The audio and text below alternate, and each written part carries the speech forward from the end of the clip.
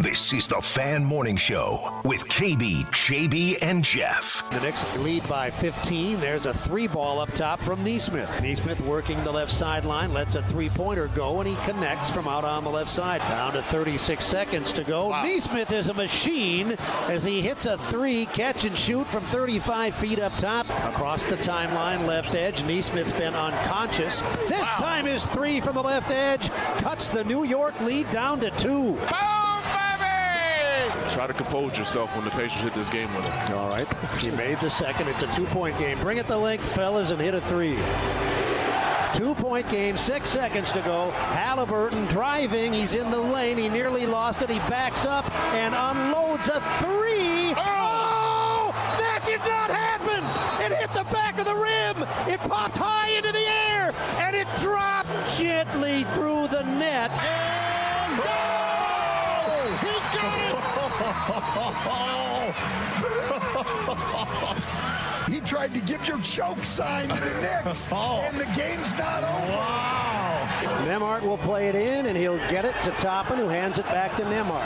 Nembhard flips it back to Toppin, in on the right side with a two-hand slam. New York's not going to put anybody on the ball. They made that inbounds very easy. Here comes Toppin, got it! Brunson working, looking for a three. He got a three, and it's an air ball out to Towns, hits the front of the rim, loose ball in the lane. Bridges has it. It's still loose. He got it back. It went off of his hands. It's Indiana's ball with .2 to go. This game, folks, is over. You have got to be kidding me, and Madison Square Garden is stunned. It's going in. You know, I thought it was going to go in, and the ball felt like it was up there for eternity, but, man, just a special moment. There's been a lot of wild swings and scores throughout the season and the playoffs. You certainly don't take anything like this for granted. This is very, very difficult to do, but it's a 48-minute game, and we always say, you know, Pacer basketball is 48 minutes, and tonight it was 53 minutes. AA works his tail off. Each shot that he made just kept giving us more confidence that we could, you know, really win this game. He was really big for us, and I think to do what he did today while also having to guard Jalen Brunson for probably 30 minutes is very difficult to do. So what Aaron Nesmith did today can't be talked about enough. Another unbelievable finish for the Indiana Pacers. Another victory Thursday here at 93.5, 107.5 The Fan.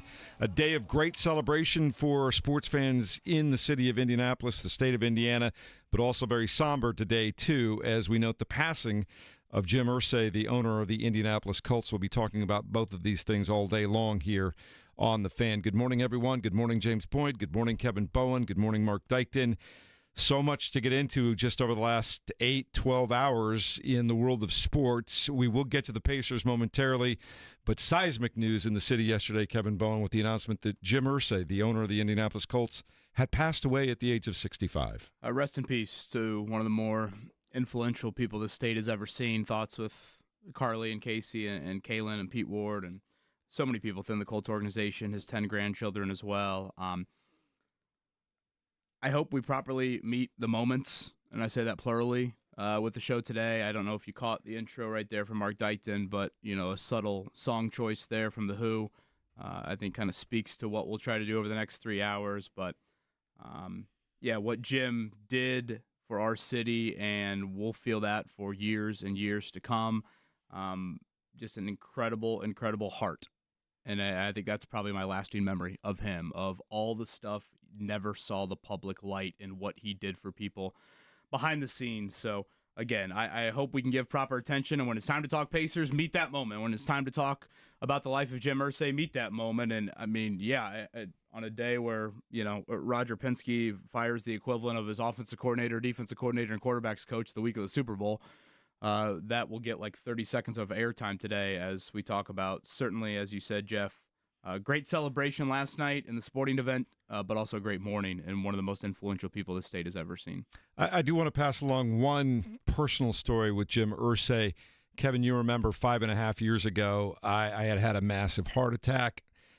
When they were going in to insert a stent, they nicked my artery, and I bled out into my heart sac and basically I had no heartbeat for 27 minutes.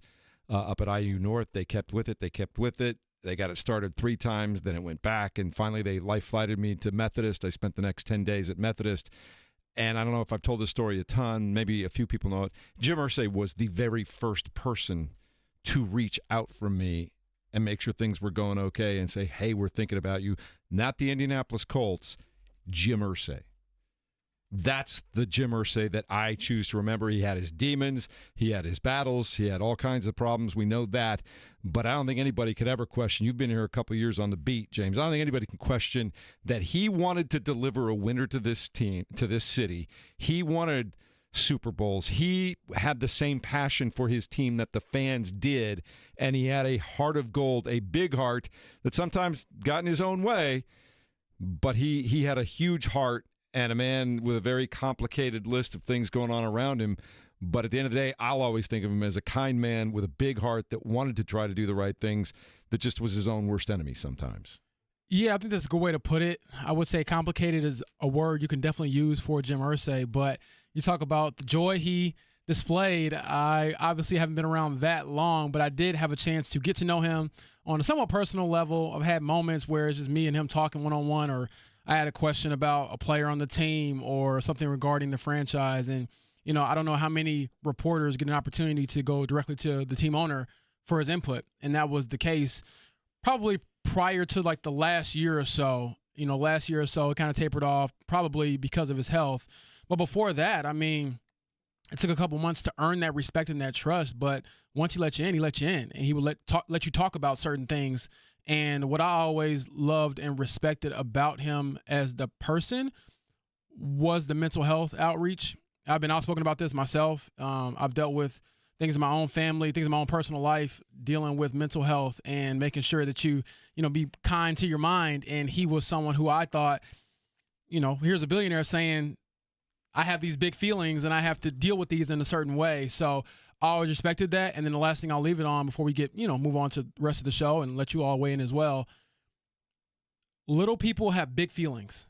Like kids have big feelings. So the outreach they did for kids, high schools with mental health always like spoke to me and touched my heart, because I think about it and I'm like, man, if you can kind of assess these things as a younger person, they become, less big things as you get older. You know what I mean? You have less broken men and women as you get older. So big condolences to their family and obviously a lot of respect towards Jim Irsay. Kevin Bowen has had a very unique perspective on the Indianapolis Colts, maybe as unique as anybody. You grew up in this city. I'm guessing as a kid, the Colts were a pretty big deal for you guys on Sunday in your family, like most citizens are. Then you worked for the Colts for a long time, and now you cover the Colts from an outside perspective. You've kind of seen them from all sides. As a fan, as an employee, as someone who covers them, you're probably the best, most qualified person, certainly in this room, to talk about everything you saw, felt, were able to discover about Jim Irsay from different viewpoints over the years. Yeah, I guess a couple things stand out. One, I respected how much an owner of an NFL team had the passion of a fan in Section 607. Yes. This was not a man sitting front row, cheersing glasses with clients wearing khakis. This was a blue painted face individual that has the whole section on their feet on third down. That's who he was. And think about owners in sports. They ain't like Jim Irsay. They are not wired with the genuine fandom and passion. And I think, frankly, our city needed a cheerleader for an owner when the Colts moved here in 1984. And Jeff, you can speak to this, certainly. The Colts stunk the first 10 to 15 years of the move. And yet he continually stood up for us. And I say us as a city. And, we aren't an NFL town. And there were major questions about the Colts and their staying power here in this city. And he continued to be a champion for our city. And this to me is, I'm speaking all from like a football side of it. I'm not even talking about the philanthropic, behind the scenes, YMCA, Wheeler Mission, IPS schools, kicking the stigma, as James points out, all of that stuff. So that is one side of it. The other side of it is, in the last handful of years, I guess a little bit further back than that, Edgerrin James, Marvin Harrison, Dwight Freeney. 3 players have gone into the Pro Football Hall of Fame. And of all the people in their lives they could have chosen to present them into the Pro Football Hall of Fame, they chose Jim Irsay. Of all the people family members, high school coaches, college coaches, teammates, siblings, friends. They chose the owner of the football team that, in two of the guys' case, the owner's organization ended up letting those guys go or didn't re-sign them. In Edgerrin and Dwight's case. Like, that, to me, also really, really resonated of like, wow, we're talking about 3 different careers, 3 different personalities in Edgerrin, Marvin, and Dwight, and yet it was Jim Irsay, the one that they, and I've gone to Hall of Fame ceremonies, I've watched it annually. Again, you don't see owners up there presenting their players into the Hall of Fame very often, and here's Jim Irsay doing it 3 times in the last decade with 3 very different players. So, again, I hope throughout these 3 hours we can try and meet the various moments that are necessary, because it's frankly, it's a day unlike any other. If I could just speak professionally here, I don't know like what the proper attention is over the course of 3 hours, but I hope we can do it a little bit of justice. Well, I know that in this city, it's very intertwined. You don't have the Colts without the Pacers, and the Colts have become such a big thing, as all the NFL is, and it's the week of the Indianapolis 500, and we have some of the most jarring news in the history of IMS to speak about over the last 24 hours. It has truly been a seismic 24 hours here in the Circle City. One thing I do know is Jim Irsay, like the rest of us, would have been on his feet after being on the edge of his seat for the entire last 5 minutes and overtime of last night's Game 1 of the Eastern Conference Finals, KB. I'm picturing He'd have been right there. Picturing a locker room celebration last night from Jim Irsay upstairs. Jack Buck, Al Michaels, Vern Lundquist. In your life, do you believe in miracles? I can't believe what I just saw. I just, all of it. It's all of it. It's all of it. It's all of it. Aaron Bleepin Neesmith, the Halliburton shot. It's just, it is insane what the Pacers continue to do. I remember we had Rick Carlisle on in early April, and I said to Rick, have you ever had a month as crazy as March? Yeah. The endings in March. Guys, since March, they've been Scotty's stat of the year 3 different times of the comebacks against Milwaukee, Cleveland, and New York. It's Bucks Colts 2003 Monday Night Football time and time again. It is bleeping amazing, and I wish I could say the actual word, but I'm nervous that Mark might slip and not hit the dump button, so I won't. My finger's on it if you want to say it. It's just wild. It's so wild. Neesmith, build a statue for Aaron Neesmith. I make that joke on Twitter like every other game, and it was just funny to see. I'll pass you the Matherin blueprint, and you can have the Neesmith blueprint. It was unbelievable. And again, I'll be quite honest, I was telling these guys this before we came on air. Unlike most Pacers games where I was ranting and raving yesterday about watching the game by myself and standing in front of the TV, I really could not watch the entire game because of obviously what happened with Jim Irsay and trying to make sure I do that justice and do my job first and foremost. But I did watch the fourth quarter. I did watch the overtime. And the first thought that came to my mind when Halliburton, his shot bounced off the back of the rim, went up and came back straight down in, does the choke sign. I was thinking, wow, this could be the greatest, moment or one of the greatest moments in Pacers history or one of the greatest memes where you get made fun of because, it's overtime, your foot's on the line, you lose the game.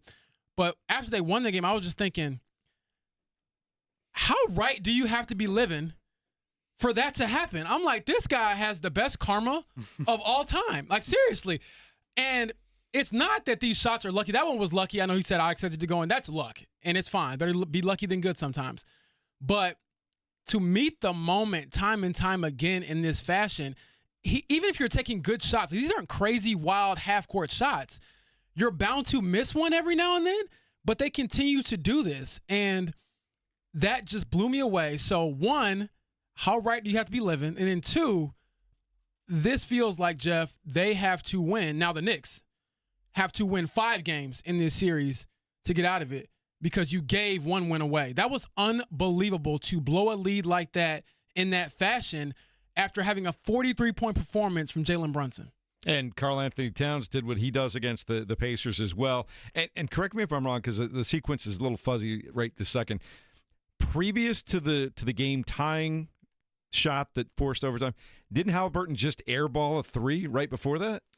Definitely had an air ball at some point there in the fourth. I kind of forget when exactly it was. I mean, you need 13 things to go exactly right in the final 40 seconds. Like, you need an Anunoby miss. You need a Karl Anthony Towns 92% foul shooter miss. You need Siakam to create the loose ball that gets overturned.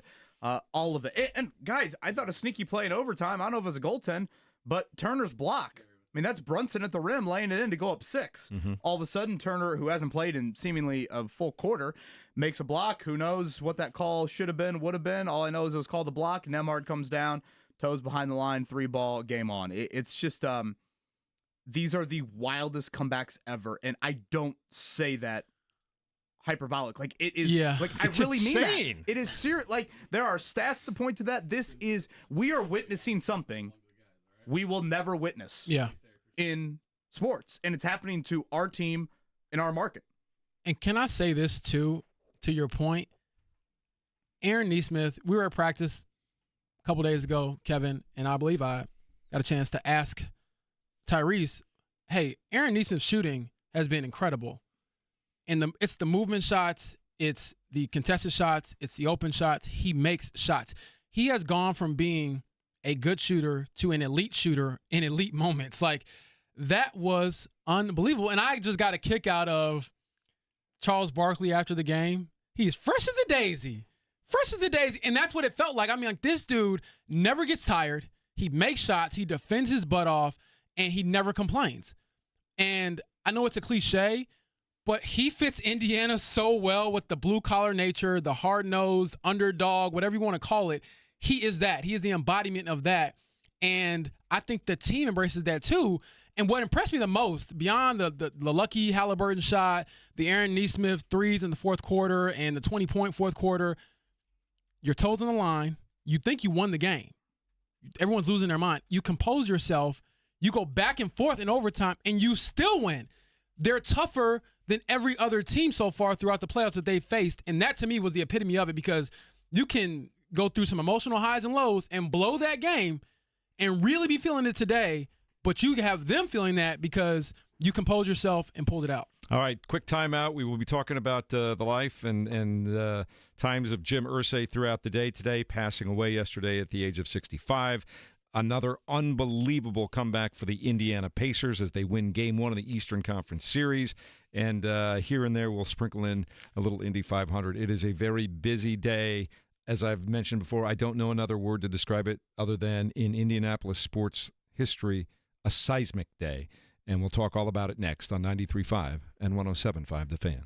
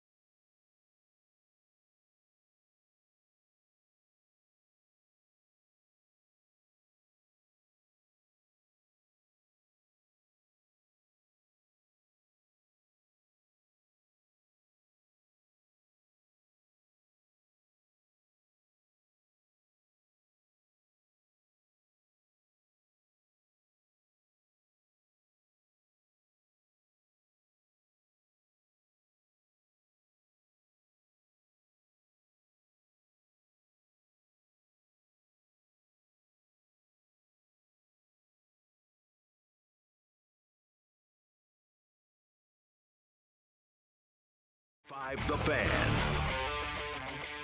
Obviously, a lot to talk about this morning on the Fan Morning Show with Kevin Bowen, James Boyd, Jeff Rickard, Mark Dykton. The passing of Jim Irsay in the last 24 hours, passing away peacefully in his sleep at the age of 65.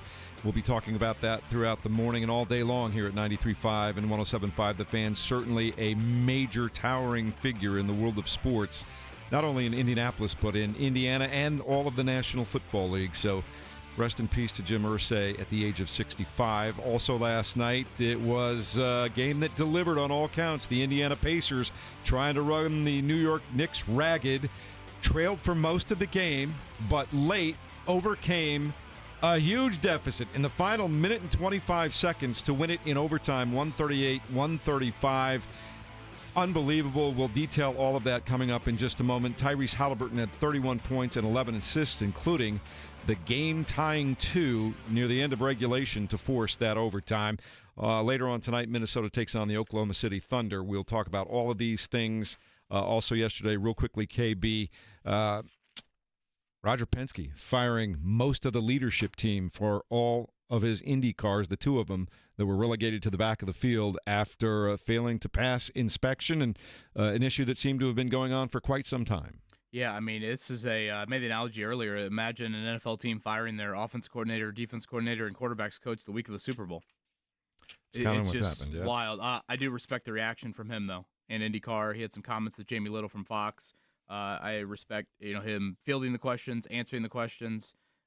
But, yeah, Roger Penske not messing around. It does sound like he is very open to involving a third party that is, outside of Penske Entertainment to help with infractions and inspection and race control. So I know that's been a topic we've discussed this week, and I think that is a very, very smart and needed idea. All right, we'll talk about all those things as we continue here. We appreciate you taking us along for the ride and hope that we do justice to your favorite sports stories, figures, and teams as we move throughout the morning here at 93.5 and 107.5 The Fan.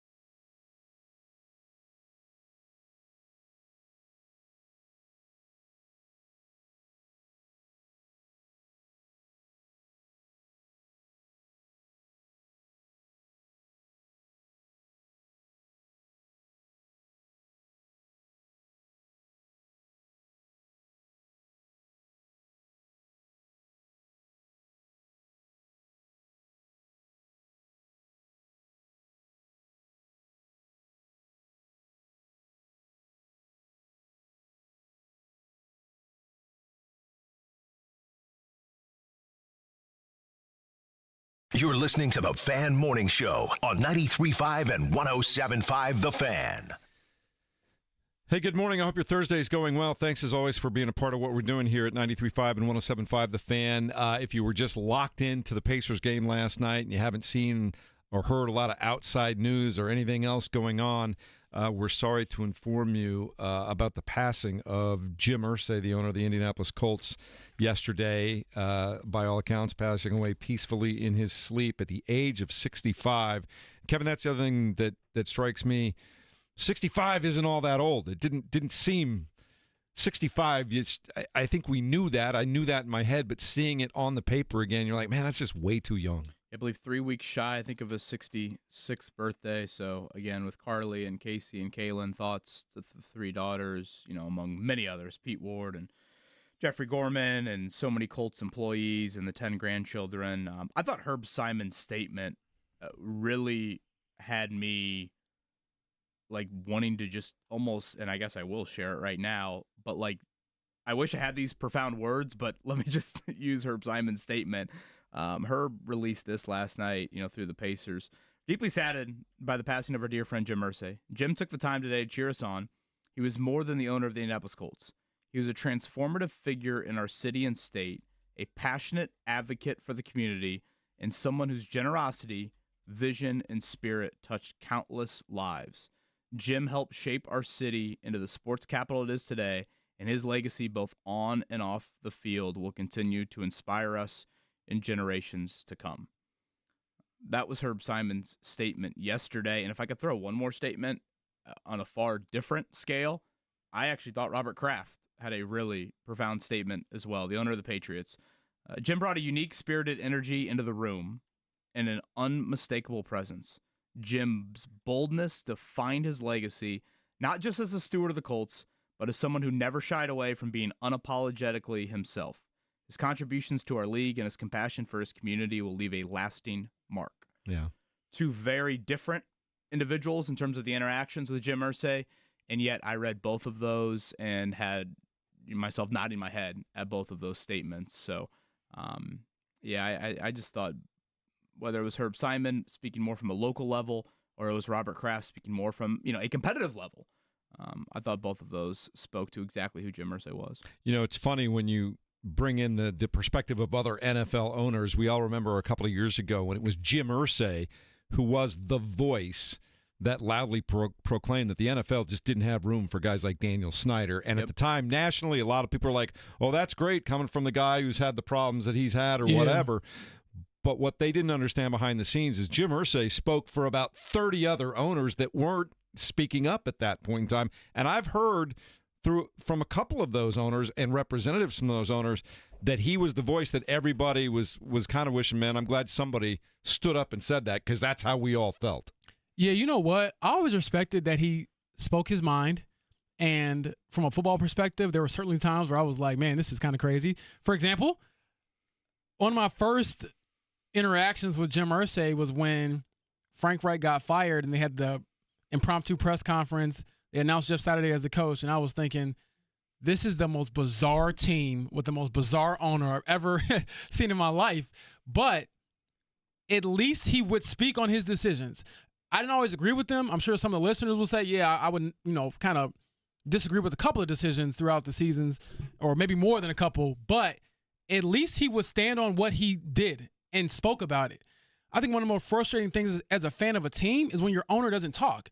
They make decisions, you never hear from them, and it's like, do you care about us? You can tell you care. Now, you can say whether or not you agree with the decision or not, but you can honestly say that dude cared about his team. I kind of get the same vibe from Steve Ballmer in the NBA, where just that enthusiasm, that love of the game, that every man fandom that, maybe isn't always the best, but, at least he cared. You know what I mean? So I always respect that about him and his outspokenness and the joy he would get from his players succeeding.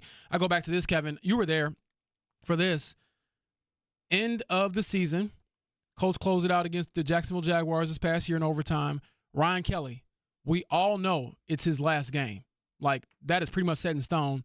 And he tells us, I love playing for this team, and you'll never find another owner as passionate about their players than Jim Irsay. This is the same Jim Irsay who was not going to pay him any more money, was not going to sign him to another contract, but the respect was still there. And it goes beyond the football because of what happened to his, with his daughter and his two sons now who are obviously alive and healthy. That, to me, kind of spoke volumes, again, to the man and the owner beyond just the guy who signs the checks. Yeah, Jim had a quote, too, and to further that, James, I remember Ryan Kelly sharing that with us at training camp last year, just organically, like what Jim Irsay did for me and my two sons in getting them back to Indianapolis during that just beyond chaotic time of his wife having to deliver the boys early down in Nashville, forever indebted to the Irsay family. Jim had a quote to the New York Times. This is back probably 20 years ago. And it's always a quote that, I think when you read it on paper and you hear about it for a billionaire, you're kind of like, do you really mean that? But Jim's quote was, I consider myself a really serious businessman, but I think a big business can have a big heart. Mm-hmm. That, to me, is not just a good PR line. Like, I think that's real. And as we were talking right now, a listener reached out, shared this story. Goes, this is courtesy of someone. He used to be a manager at a local Qdoba. I had an employee at Qdoba who told me he had a scholarship for college courtesy of Jim Irsay. His mom was a housekeeper for the Irsays. And according to him, Jim Irsay had, a rule where he would send all of his employees' children to college as long as they stayed employed with him and the kids made grades. He said over 80 people had been sent so far. This is from a decade ago. He said over 80 people had been sent to college so far, 100% of the cost paid. Wow. And those stories, again, they just don't I can't tell you how many people have reached out and been like, somehow Jim Irsay found out, death, family member, terminal disease, whatever. And Jim Irsay said, boom, here's your plane and it can go here. So many of those stories that never saw the light of day. I think we knew Jim Irsay has got a great heart. I think a lot of people know that, but it's what you think of it, I think it's about times 100. Yeah. You talk about being a businessman too. People forget he was on the finance committee for the National Football League. Like, he is one of the guys that made a lot of decisions about the future and the financial future of the NFL. I don't think anybody's worried about that either, right? No, I think the NFL is going to be okay, but he has been one of those guys during his tenure that has helped grow the National Football League. And it's that, but it's also like, hey, I'm going to hide Super Bowl rings around the city. Mm-hmm. And we're going to have our fans go on a scavenger hunt for that. It's, raising money for IPS during COVID. It's, Abby's hat pick on Twitter. It's not just. It's everything. Like, there is so much more than just that. You know what really struck me, because I didn't know this happened. Obviously, George Rimmer, former Colts reporter, salt of the earth guy, and he loves his daughter, Lily. And one thing about George, he brings up Lily all the time whenever you see him. And I told him straight up, and I joke about, being the guy with no kids. I'm like, dude, seriously, when I become a father, I want to be like you, and I hope it brings me that kind of joy. And to see him share yesterday on social media this old tweet that he had from years ago when the adoption became official, Jim Irsay, quote tweeting it and celebrating that moment. I'm like, how many owners do that? That was really cool and really humanizing. And I was just thinking, man, that is something that you don't have to do. You don't have to extend grace like that and love like that. And obviously, we're going to hold him accountable. I mean, I'll be honest. Look, true story, and you all know this. When he did the HBO special and he came out and said, I got pulled over in Carmel because I was a rich white billionaire, I was like, this is an absolutely asinine statement. I wrote a column about it, called him out. I was like, this is not right. This is just not true. This is not factual. And I remember thinking, man, that's one of my biggest sources, obviously within the team. And one good thing about Jim Irsay is, as a source, he never wanted to be anonymous. He would just be like, you can just put my name on it 90% of the time. And I called him out, and I was thinking, man, this could fracture the relationship. And the next week, remember, JT messed up his thumb. And I got caught wind of it. I was like, man, Jonathan Taylor's thumb is kind of messed up. I know something's up. And no one would talk about it. And I gave him a call. And I was thinking, man, this dude might tell me, go to hell or something like that. He called me back. Called me back, probably, this was 6 days apart. Called me back, gave me the biggest scoop of my career. Hey, yeah, by the way, yep, it's true. Yep, he's getting surgery tomorrow, and this is happening, and yada, yada, yada. Yep, you can say it's from me. And I remember thinking, wow. Again, how many billionaires are going to be, you call them out, you say, hey, you were wrong, and you probably in your entire life, you've been told how right you are, how great you are. He didn't even, care. He was like, well, it was kind of fair and just kept it moving. And I was thinking, wow, like how many? And then again, this is me just 2 years into like covering the team. Who does that and extends that much? Again, grace, character, and kind of just is able to separate the two things, like holding you accountable while also still being a human. Yeah, I'll just share one more. I do want to make sure we sneak in a little bit of Pacers here as well. But I'll never forget interviewing him in Atlanta. This, I believe, would have been, I think, his first interview after that 2014 arrest. It was a Super Bowl. It was a league meeting where a Super Bowl vote was happening. I think we were bidding on a Super Bowl with maybe New Orleans and I forget the other city, and interviewed him in his hotel room down there in Atlanta. And I mean, it is me, maybe Matt Wilkening, cameraman from the Colts, Pete Ward. I think that might have been it really in the room. And then you just have some general hotel workers, obviously just rummaging around on that floor, and just watching him. We have no cameras on whatsoever. We are in-house media. Like, it's not watching him interact and the generosity he showed, like maid workers and hotel service people. I'm like people just don't have to do what he's doing. He's not just simply being like, yeah, can I get an extra pillow here? It was like genuine thank you, curiosity of how their day is, those sorts of things, with no cameras, none of that happening. And I think that really kind of spoke to who he was well behind any sort of camera on him. Yeah, I spoke to, I don't know, half a dozen, if not more people last night that really knew, worked with him, worked for him from around the league, other players that had played for him, people who have covered him. We'll talk to Bob Kravitz coming up at 8:30 because Bob has covered about every big story there's been with Jim Irsay over the years. It's complicated, right? We all know about the getting pulled over in Carmel. We know about the statements. We know about the addiction issues that he battled. We know all of those things. But one thing is true and certain, it's a complicated thing. The man had I heard this exact phrase from 5 different people last night as I was making the phone calls. The man either had a heart of gold or had the biggest heart you'll ever find. Yeah, he did. I totally respect it. And in a serendipitous way, one of his final tweets, I believe his final tweet was giving some love to the Pacers, and of course they deliver. And I don't get too into this stuff, and I don't believe what you want to, but it was kind of funny. I saw someone tweet at me and was like, you know what, or maybe it was our YouTube chat. They were like, you know what, Irsay might have just hit the ball a little bit to the little horseshoe action to the left there. Yeah, to help Tyrese with the game winner. But again, serendipitous, if not anything else. That was the last tweet, and obviously the pivot to the Pacers a bit. They were able to pull that one out last night in just unbelievable fashion. So to your point, Kevin, about just the emotions of the city, I mean, that was as up and down of a day as you'll probably ever experience if you're a true Pacers, Colts, Indiana sports fan. I watch these Pacer games right now, and I go back to that 2003 Monday night comeback against the Bucks, and obviously I'm speaking to a little bit of an older audience for that to truly resonate with, but it is insane watching them pull off these comebacks. And I think the comebacks and the wins matter even more because it's so soul-crushing to the opponent. Like, James, you said earlier, the Knicks have to win 5. I think that's such a true statement. They just...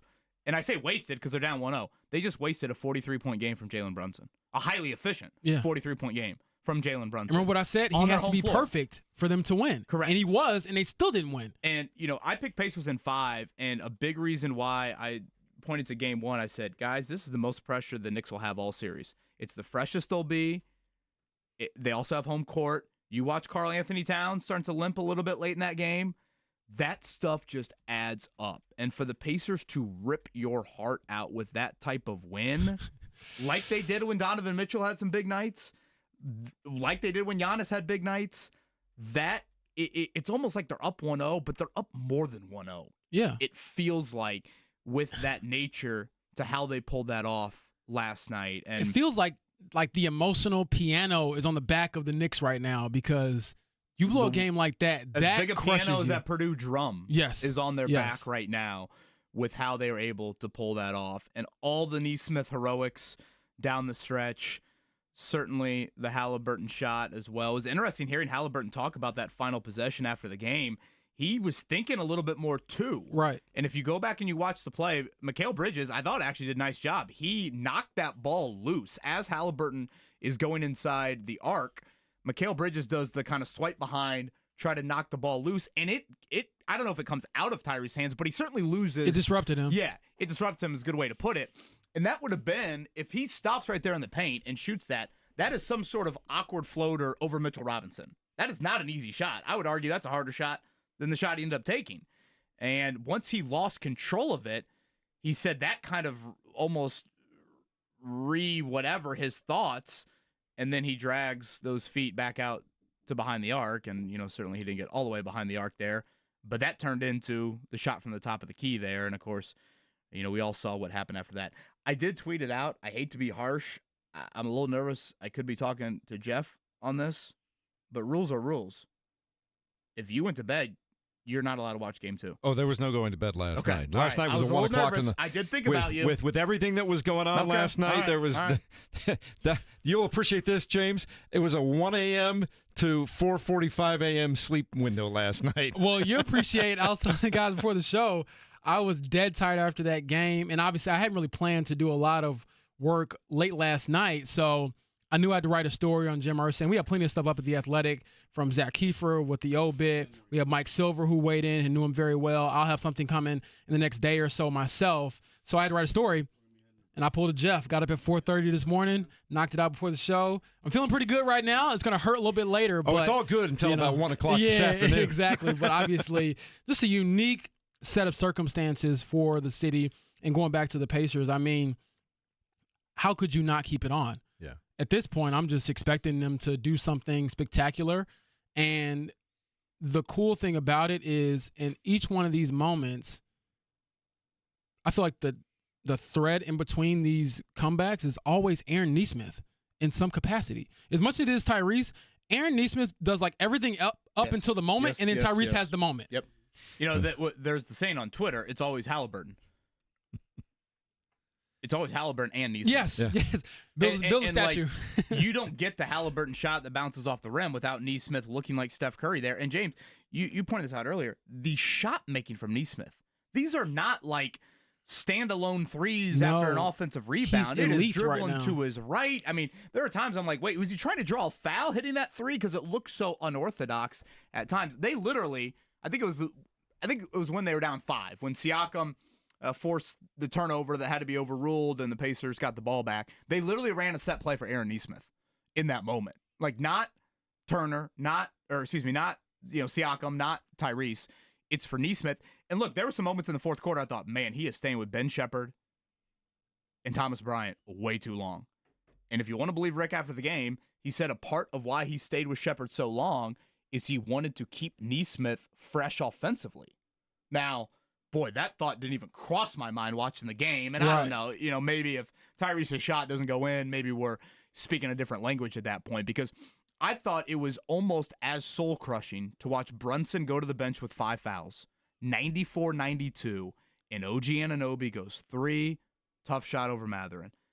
All of a sudden, Siakam, I don't know, I guess tried to dunk it on Deuce McBride. It didn't get close. Stuffs him at the rim. You come down, you foul back-to-back three-point shooters. That sequence, that little 2-minute sequence. You thought that was it? Oh, it's done. I mean, and again, that is soul-crushing because Brunson's on the bench. And I love that TNT, by the way, had Halliburton mic'd up last night. I thought Halliburton was awesome in those mic'd up moments. How about the Netflix series that's going to drop after this? It's going to be cool. Lord have mercy. But, Halliburton said mic'd up 2 things. He goes, 1, we have got to win these non-Brunson minutes. He said that after they got cooked, hibachi, to use James Boyd's term, in the first half, and then they get cooked again in the fourth quarter. And then I thought the other interesting thing Halliburton said with the mic'd up was he had all this praise for Mitchell Robinson. Well, lo and behold, the final possession of the game, it happened to be Mitchell Robinson on him. And again, he could have shot that floater over him. He instead brought it back. But, to take that New York punch and to get down 15, 17, whatever it ballooned to, when Brunson is on the bench and still forcing an overtime. So here's what's interesting. It's just absolutely wild. A Scotty J special here. So the Knicks had extended their lead to 17 points at one point in the fourth quarter. With Jalen Brunson sitting on the bench with 5 fouls. That's when it actually got its biggest, right? Here's the crazy part. Guys, when Brunson checked back in with 5 minutes to go in the fourth, from that time until the end of overtime, once he checked back in until the end of the actual game, the Pacers outscored the Knicks 40-24 with him on the floor with 5 fouls. Just unbelievable. Again, the most resilient team I've seen. And as someone who covered them, I covered the 25-57 season from 3 years ago. When they traded for Tyrese, they were tanking, lost the last 10 games of the season. And to see that sort of rise from there to this, they're 3 games away from going to the NBA Finals. That is unbelievable to me. And again, people can get on me. I love when you all do, make your remarks. But for those who truly thought the Pacers would go to the finals at the beginning of the season, hats off to you. And not just being like homers, but being realistic about their opportunity to prove that last year wasn't a fluke, because they're better than last year. Hell, I thought I was bold saying they'd win 50 games. Yeah. And you got there. Just barely. Thankfully. But you know what? I have thought about this, and obviously it doesn't really matter now. But I was thinking, man, like what would have happened if they were healthy all year? Because really, the 10-15 start, it was ugly. And obviously you want Tyrese to be playing better. But when Nembhard and Nesmith weren't in the lineup, they really were just not this team. But since those injuries have kind of subsided, they have been an elite team. They have been in the same kind of like win pace as the Thunder, as the Cavs previously, who they dispatched. So hats off to them, man. And again, I just continue to think that this team is so mentally tough. Like, I don't know what you tell a team when it's like, oh, yeah, we've been dead before, we'll come back. Like, they're vampires. They challenge everything. And it's not a play that'll show up on any highlight reel. It's a play that we've waited 54 minutes to talk about. But to me, what summed up that exact statement, they challenge everything, was the forced turnover late that got properly overturned with Nembhard right there on Brunson. And if you go back and you watch that, Siakam's right there on Anunoby, who delivers the pass. And all of a sudden, there's Nembhard right there with Brunson. And just that little left hand that gets in that passing lane, it impacts if Brunson catches that easily, it's not a turnover. It burns more clock. Like, all these things happen. And who knows? Maybe the Knicks score. Maybe Brunson scores. But just your ability to always be at the opponent's throat. You're always there. And they might hit shots, and certainly Brunson hit a lot of them. But when you're always there, you leave. You create your own luck. I know a lot of people say, this is lucky, all these comebacks. They keep doing it. I'm a huge believer in you create your own luck. If you put that pressure and you don't let off that pedal, you're going to have moments where the ball bounces your way. Remember we said that, like late. The luck probability factor, like the more times you put yourself in a situation, the more opportunities you get. That's what they do. And when you play hard, you create your own luck. Absolutely. I mean, you look at how they press people. It's like I'm watching like an AAU game or like a high school game at Christmas Attics or something where they're full court pressing. Like, you don't see this in the NBA. And credit to them, the Pacers might be, if they're not the best, they're in the conversation. It's like when the game is late and pressing the inbounder, they give you hell before you can even inbound the ball. Yeah, that was a hell of a save by Josh Hart, honestly, late in that one. Truly. All right, a lot going on today. We'll be talking about the life of Jim Irsay throughout the morning. Obviously, the Pacers get a win in Game 1 of the Eastern Conference Finals. Here and there, we'll throw in some Indy 500 preparations, but it is a huge, huge day here in the Circle City. And we're pleased that you were able to join us here at 93.5 and 107.5 The Fan, and we'll continue in a moment.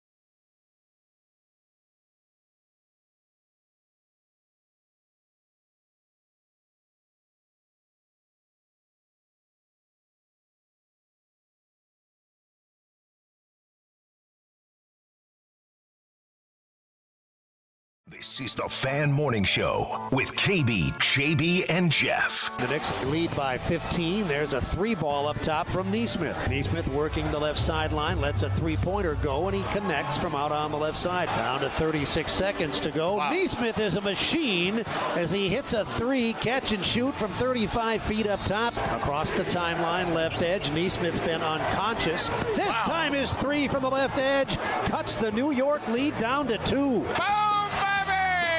Try to compose yourself when the Pacers hit this game winner. All right. He made the second. It's a 2-point game. Bring it the length, fellas, and hit a 3. 2-point game, 6 seconds to go. Halliburton driving. He's in the lane. He nearly lost it. He backs up and unloads a 3. Oh! That did not happen!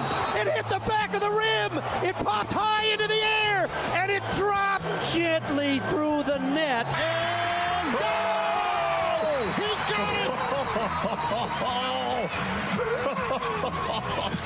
He tried to give your choke sign to the Knicks, and the game's not over. Wow. Nembhard will play it in, and he'll get it to Toppin, who hands it back to Nembhard. Nembhard flips it back to Toppin, in on the right side with a 2-hand slam. New York's not going to put anybody on the ball. They made that inbounds very easy. Here comes Toppin, got it! Brunson working, looking for a 3. He got a 3, and it's an air ball out to Towns, hits the front of the rim, loose ball in the lane. Bridges has it. It's still loose. He got it back. It went off of his hands. It's Indiana's ball with .2 to go. This game, folks, is over. You have got to be kidding me, and Madison Square Garden is stunned. It's going in. You know, I thought it was going to go in, and the ball felt like it was up there for eternity. But, man, just a special moment. There's been a lot of wild swings and scores throughout the season and the playoffs. You certainly don't take anything like this for granted. This is very, very difficult to do, but it's a 48-minute game, and we always say, you know, Pacer basketball is 48 minutes, and tonight it was 53 minutes. AA works his tail off. Each shot that he made just kept giving us more confidence that we could, you know, really win this game. He was really big for us, and I think to do what he did today while also having to guard Jalen Brunson for probably 30 minutes is very difficult to do. So what Aaron Neesmith did today can't be talked about enough. Wow. Where do you even start? Where do you go? I know the late Jim Irsay would have been cheering on from wherever he was watching the game last night. And who knows, as you pointed out, JB, maybe he had a little something to do with making sure that that high bounce off the back of the iron made sure it fell through. Either way, another amazing comeback for the Indiana Pacers. Like, there have only been 4 even in the neighborhood of these kinds of comebacks in the history of the NBA, and the Pacers have pulled off 3 of those 4 in the last 2.5 weeks, Kevin Bowen. So it's crazy. What was everyone's reaction to the shot? Like, what did you do in the moment? Because when I saw the shot, I might have woken up people on my floor of my apartment building. I'm sorry. Yeah, Maddie and I were in different levels of the house. She was upstairs. I was down in the living room, and I thought to myself, oh, my gosh, her reaction's going to wake the kids up.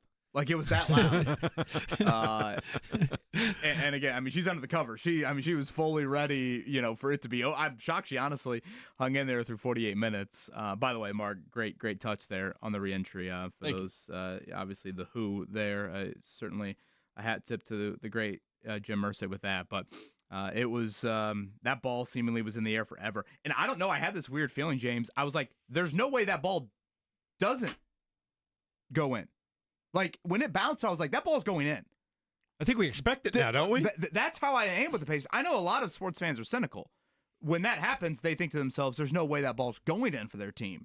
I've changed. When the pace, like, is soon, I'm trying to think at what point one of those Neesmith threes happened, and I'm like, oh my gosh, they're going to do it again. And it was still, like, down 7. But I'm like, wait a minute. Flip the whole script. They're going to do this again. Yeah. So when that ball hung in the air, I know it was up there forever, but I thought to myself, boy, John Halliburton is going to make that ball. I need a John Halliburton cam. That was my thought last night, don't you? I did see a video of him somewhere, and he was like very animated, as you would imagine, and I'm looking at our YouTube chat. Shout out to Dustin. Dustin says, I screamed so loud that I thought I was waking the kids up. My wife yelled at me from the shower, and I ran to our closet and screamed for 2 more minutes straight. I gotta love that. That's that is fandom. Mm-hmm. And again, I remember somebody asked me yesterday, like, you know, how do you watch the game? Or I was like, fourth quarter, last 5 minutes, you're standing up. Yes. Like, I don't know how you sit down in moments like that. So yeah, I took the glasses off, left the couch, and got as close as me and Jeff right now. You got to, right? To the TV. And this might sound nerdy. I changed from the HD to the non-HD. So hear me out on this. So you can obviously watch on the HD, which is a little bit more delayed than the non-HD. So I go to the non-HD channel, TNT, because my next door neighbor, I'm so nervous that spoil it? They might be a little bit ahead of me. And Look if at they you. scream, it ruins the moment. Is that psychotic? No, that's fair. No, I think that's Okay. that's just I wonder an how entire thin the life. walls are. But So it was a little grainy. It felt like I was watching the Fever game for the other night with how grainy it was on the TV. But nonetheless, as soon as that ball bounced up in the air, I thought to myself, that thing is going back through the hoop. And sure enough, boom. And I really did. I thought it was a 3. I didn't really think 2 until, honestly, the Pacers started celebrating, and you could see some fans. Yeah, do I thought it was a 2 because I feel like they always – the Pacers have 2 or 3. So good at that step He back. is, but the Pacers have like 2 or 3s a game, and Jeff, you know this, where they're on the line. Like they do this every game, and some of the listeners get a kick out of this. I've been outspoken about it. My dad is a diehard Knicks fan, and my boy was going through it last night. I called him. And Did he pick up? Yes, he picked up. That's a rule in our house. You got to answer the phone. Take your medicine like a man. So, because he picked Knicks in 6, I picked Pacers in 6. So I called him, and me being just twisting the knife, I didn't even ask a question. I just called. He answered. There's a delay, and he just screams into the phone, "Heartbreaker!" And I just started going in like, you think you were going to win that game? What happened? And yada, yada, yada. But, yeah, some Knicks fans are going through it this morning. Obviously, Pacers fans are on cloud 9 because that was just an incredible moment. And I don't think it's – and, Jeff, I'll pass it to you, man. You've said it. This is unlike anything we've ever seen. I get it, I'm young. But when you all are saying that, listeners are saying that, people on social media who have seen this Pacers team since the ABA days are saying that, I got to believe them. It's crazy. And tell me if you guys feel the same way, too. I to your point about being down 6 or 7, there's like 39 or 40 seconds to go. And all of a sudden, 39 and 40 seconds, it feels like a lifetime for these Indiana Pacers. Oh, yeah. You're like, Yep. we're good, right? We're good. Everything's fine. It's under control. And, sports fans aren't supposed to think that way. Oh. You're supposed to turn off the TV. To that end, I wish there were cameras of this because so many people left Madison Square Garden and they go straight down to the subway to go back to wherever their homes are or whatever bar they're going to go to. I wish I could have cameras on the people that got into that subway and when they got out, got into the bar, looked up at the TV, and all of a sudden the Pacers are winning in overtime. Jeez. Wouldn't you have loved to see those faces? Well, I wanted that. I also wanted that Pacer fan, the firefighter who Tyrese Halliburton's bringing to game 4. Yeah. I wanted him on the streets last night of New York. Oh, he wouldn't have lived. Dancing Yeah, I would. after that. I wouldn't have recommended that. No, hopefully dancing and running. This from John is very fitting. I've made the analogy. I feel like every single one of these Pacers comebacks reminds me of the Monday Night Football game against the Bucks in 2003, and we've literally had 3 of them now in the last month, and that was a week 5 game. This is a playoff game. John goes, felt like that ball hung in the air as long as the ball did when Reggie Wayne coughed up the ball before grabbing it during the AFC title game. Ooh. I thought he was going to say Reggie Wayne in the Super Bowl. Peyton throws that wounded duck in the air, and Reggie has joked if he drops that, Reggie goes, they're going to put an ankle brace on me and toss me into Eagle Creek if I don't come down with that. I have a horrible attempt at a Jake Query analogy here. Let's hear it. Mark, why Mark, did you groan? he did not Mark? sound excited about this at all. Usually, Jake Query analogies are painful in themselves. Now you're going to try to that's replicate. not he, fair. He just dunked all on you before That's you even not gave an fair. attempt. Now, Wow. it's a little bit of a millennial analogy, but hear me out. Okay. When you play the Pacers, they turn that phone battery of yours to 13%. They send you into the snake pit, so you have a 13% phone battery. You're in the snake pit. No Wi-Fi whatsoever. And instead of you going on airplane mode and the Pacers just say, hey, we're going to rest. We're not, 4 quarters offense. We're not going to get up in your grill. We're not going to be at your throat. The Pacers take your phone and they start going through every app. And they start downloading videos. And they start scrolling through Twitter. And they start all of a sudden saying, oh, we're going to check social media. Oh, we're going to record this video. They're we're probably gonna go on into roam Spotify. mode too, right? They're doing it all. They're trying to make calls. And next thing you know, that phone battery is going from 13% to 8% to 4%. And you watch overtime. How many times did they attack Jalen Brunson? Every single Pacer bucket is Brunson with 5 fouls, and in some way, shape, or form, we're going to attack him. And if you watch the Obi tip dunk, that is the Pacers trying to get Brunson. Now the Knicks are scrambling. The Pacers throw it around the entire perimeter. Halliburton gets the wide open three from the top of the corner. He misses, but someone's not blocking out Obi because they're attacking tip it back, yeah. right there. By the way, look who's calling me. You should have Jake call the station. Jake, and defend yourself. We have there. this listener. He's probably butt dialing. That somehow has Jake's phone number and mine, and they're able to prank call. Do we like the phone analogy? They are literally saying you're not just going to be on 13%. We're going to take all of the apps you have on your phone, and they're going to get into all your apps, and you drain it, and you drain it. And look, they felt in game 1. Imagine what game 5 is going to look like, if it even goes 5. Imagine what game 6 is going to look like. Like, that to me is a soul-crushing loss for the New York Knicks. Well, it was what this Pacers team does, though, is, as we've noticed over these last 3 series and even down the stretch, I don't even want to say they are stealing games anymore. That's just what they're doing, James. Yeah. Like, you cannot. Yeah, good point. If you're the opposing team, I don't care if it's the Bucks, the Cavaliers, the Knicks, I don't care who it is. If you don't step on this team's neck and put them away, they'll step on yours. It's too late. Like you're going to lose. Yeah, this team is out for blood. I mean, just incredible moment after incredible moment. And to Kevin's point, the losses feel so monumental. You'd almost want to just lose by 10 or get blown out. But to have it that close, to go to overtime, to lead in overtime, and to still lose, that is hard to accept. And big shout out to Obi Toppin. I know he had the missed dunk throughout the game. People were screaming. He had some big moments down the stretch. How about that reverse lane, across the lane reverse layup? That was cold. And obviously the putback dunk. And then I thought the play that basically kind of effectively ended the game, where the Knicks inexplicably did not guard the inbounder. That was some of the dumbest basketball I've ever seen in my life. I'm like, your game is on the line. You don't guard the ball? Like, what are we doing? And then you gave up a straight line drive to the basket for a dunk, and he got fouled on that too. Mm-hmm. So shout out to Obi for going up strong and finishing strong, because in those moments you might not get that call. He slams it home, and that to me basically effectively slam the door shut. Yeah, a couple other overtime plays I want to make sure we mention. I'll go back to the Turner block. It might have been a goaltend. They didn't call it a goaltend. That is Brunson at the rim. The Knicks go up 6 if that is converted. I get the Pacers come back from everything, but still, that is a 6-point lead a couple minutes into overtime. That turned into a little bit of a run out and a Nembhard 3 from the corner. I thought that was huge.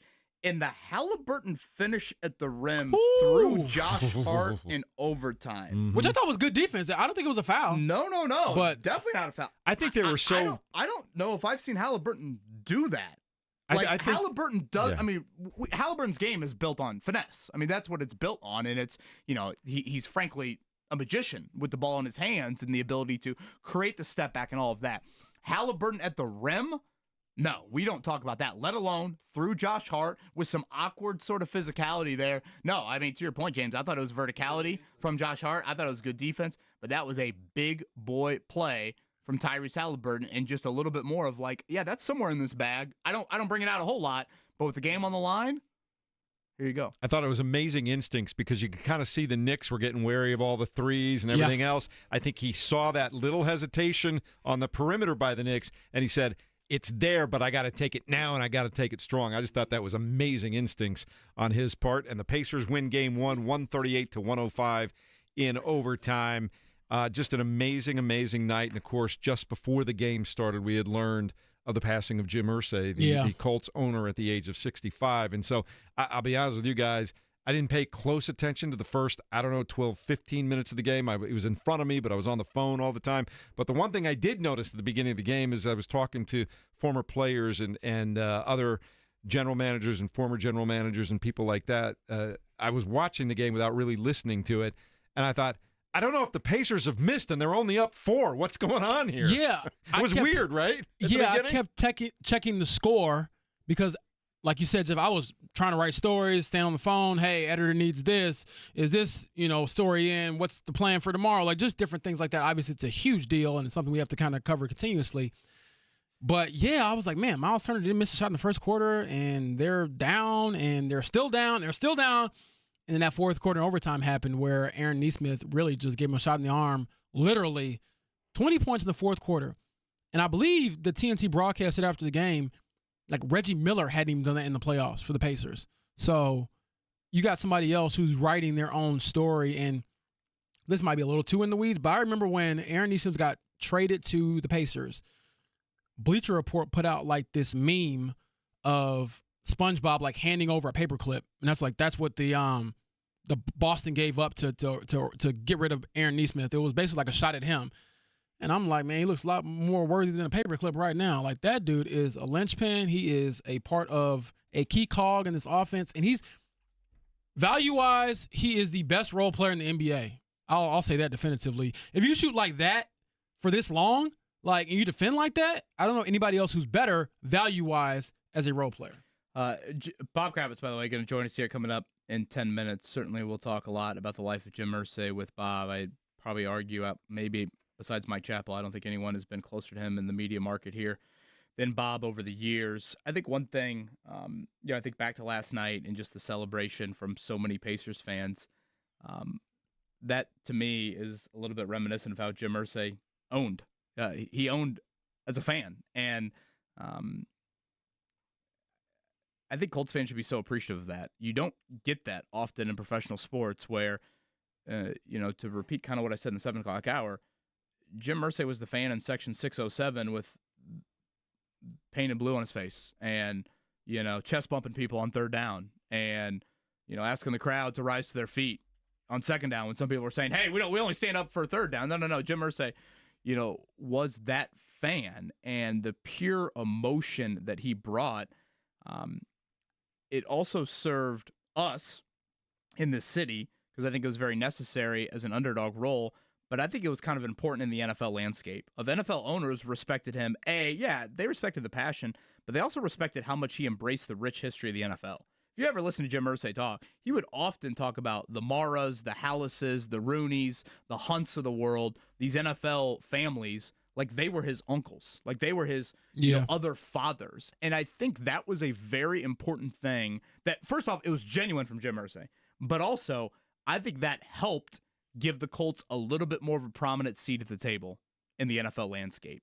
And obviously a Super Bowl and Lucas Oil Stadium, those things, without Peyton Manning, certainly you don't get that. But I think Jim Irsay kind of standing up on the playground for the Colts, I thought was something that was so necessary because, guys, the Colts stunk once they moved here for the first 10, 12 years. They were awful. They were a laughingstock. People questioned if they were going to be here much longer.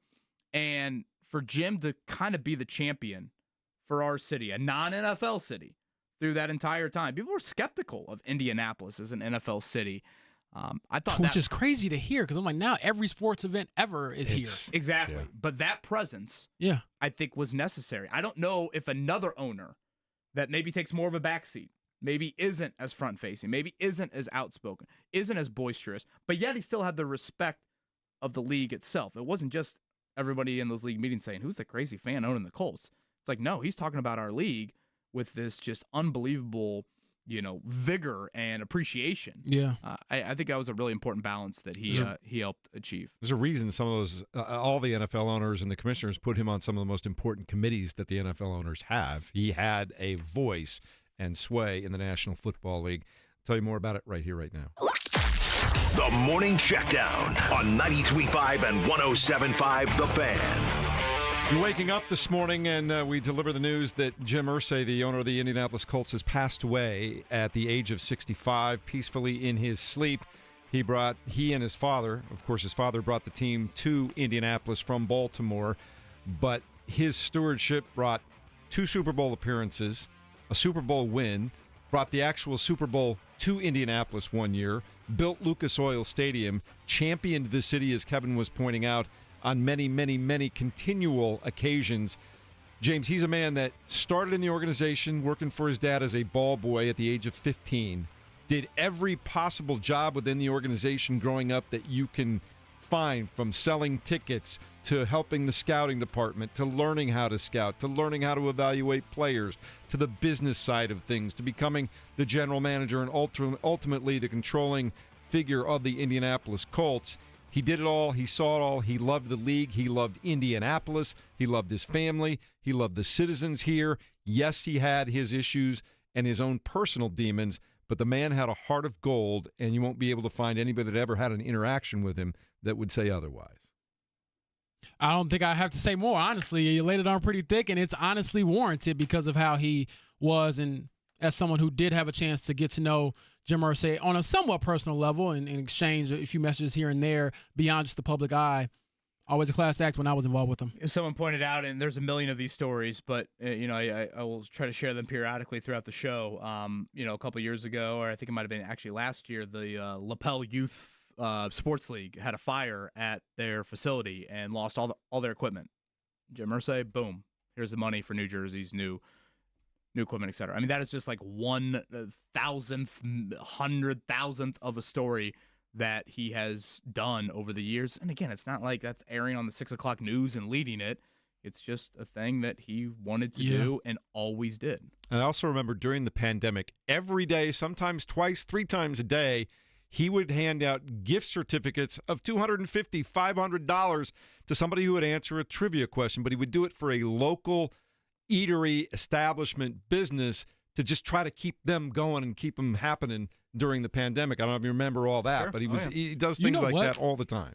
I always appreciate it, and I think a lot of people who are on the receiving end of this stuff, obviously very rich man, he used money to just tangibly help people. Like, sometimes I feel like people who have a lot of money I want to create this program, or teach you financial literacy and all these things, which is all important. But then sometimes you just need help in the moment. Look, I will, follow these steps and try to do things better in the future, or you try to avoid disasters. But sometimes life happens, and he would just step in and be like, here's the money to actually go fix whatever you lost to some capacity. Now, it doesn't mean it solves every problem, but it solved a lot of problems for a lot of people, and I have to respect that. I said for all the community work he's done, all the companies, the people, employees, I'm like, he's what every billionaire you would hope would be like. Yeah. Where he gives back. We will celebrate the life of Jim Irsay throughout the day and moving forward continuously here on 93.5 and 107.5 The Fan. Obviously, NBA last night, another big story. The Indiana Pacers, they did it again for the 3rd time in this postseason. They rally from an impossible deficit with less than a minute to go, and they win a playoff game, and they did it on the road against the New York Knicks, 138-135 in overtime. James was holding up the back page of the New York Post that says, epic. It shows a picture of Reggie doing the choke sign back in the day. It shows Tyrese Halliburton mimicking that last night after he hit the step back, what ended up being a 2 to force overtime. And it says, epic collapse crushes Knicks in frighteningly familiar fashion. Choke 2.0. The New York Post back page never misses, does it, Kevin? Oh, don't worry. I'm going to call my dad and FaceTime and do this exact same pose, brother. I know you was shook last night. I know. You got to overnight that to him, James. I should. I let him frame and say Happy Father's Day a little bit earlier. Pacers lead 1-0 to nothing. Tyrese Halliburton leads the way with 31 points, 11 assists. Aaron Nesmith, 30 points. Gentlemen, 8 of 9 from three-point field goals. And it felt like, if you were a Knicks fan, did it feel like he hit 16 in a row during the last 3 minutes last night? How about this? You want to nerd out with me, guys? Yes. The great Caitlin Cooper, and for those that don't know Caitlin's work, she is a basketball savant, covers the Pacers, does outstanding work 95% of the time. She speaks, and it goes right over my head. I think I can follow this one, though. She goes, prior to last night, Aaron Nesmith had shot 1 of 4 on threes with at least 1 dribble in the playoffs. Last season, with at least 1 dribble, he was 1 of 10 on threes. Last night, he was a perfect 4 of 4 on dribble threes. It's a nerdy stat, but James, you and I talked about this earlier in the show. It's not like Aaron Nesmith is hitting corner threes that come on, great ball rotation, and Tyrese Halliburton kicking it out to him. No, he's looking like Steph out there. 1 dribble to his right, 1 dribble to his left, pull up, guys in his face, potential 4-point plays, boom, boom, boom, all of them. I can see now last night in my head, Caitlin Clark somewhere watching that, just going, yes, yeah, yes, Caitlin yes. Clark, Steph Curry, yeah, it's Just stupid stuff from Aaron Nesmith. And they win on a night when Jalen Brunson scores 43 and Karl Anthony Towns scores 35 points with 12 rebounds. You're sick. You wake up today in New York, you're sick. New York sports radio is going to hit like crack. I feel like I might have to get a listen in. Yeah, and one quick with how you treated Cleveland radio a few weeks ago, I'm a little nervous for how you might treat New York radio today. One last quick thing. They say this is from NBA PR, their communications team. Aaron Nesmith is the first player in NBA history to make 6 3-pointers in the fourth quarter of a playoff game. How about that for meeting the moment? Let's go. That's how you get it done. Quickly, baseball last night. Reds lose to the Pirates. The Cubs got a win over the Marlins, and the Cardinals lose to the Tigers by a score of 5-1. Bob Kravitz, who has been covering this team as long as anybody except Mike Chappell, will join us next to talk about Jim Irsay and the Pacers as well on 93.5 and 107.5 The Fan.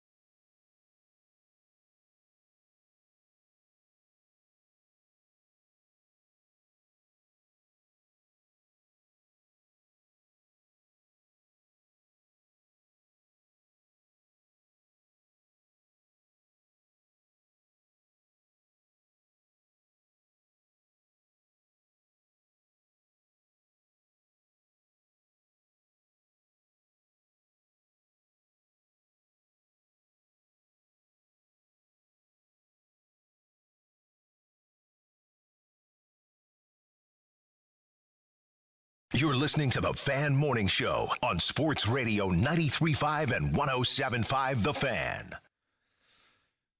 Kevin Bowen, James Boyd, Jeff Rickard, Mark Dykton, and I honestly, I've been here for a dozen years. Kevin, you grew up here, lived here your entire life. I don't remember a day of sports seismic news happening all at once in the Circle City, and it's a city that has had plenty of big stories to talk about. Pacers winning last night, game one of the Eastern Conference Finals, but probably the biggest story today is the passing of Colts owner Jim Irsay at the age of 65 yesterday, passing away peacefully in his sleep. Someone who can speak to that very intelligently and very well, and also talk about the Pacers, joining us now on the Payless Liquors hotline. Good morning, my old friend and partner, Bob Kravitz. Thanks for being with us today. We appreciate you getting up early and doing this with us today. But you were immediately, for me, the one guy that I wanted to talk to, because you've been covering the Colts and Jim Irsay and the Pacers for how long now? Oh, gosh, 25 years. Wow. I'm not up there with Chappell, but I've been around for a while. So your first initial thoughts when you heard this yesterday? Well, we knew that this day was going to come.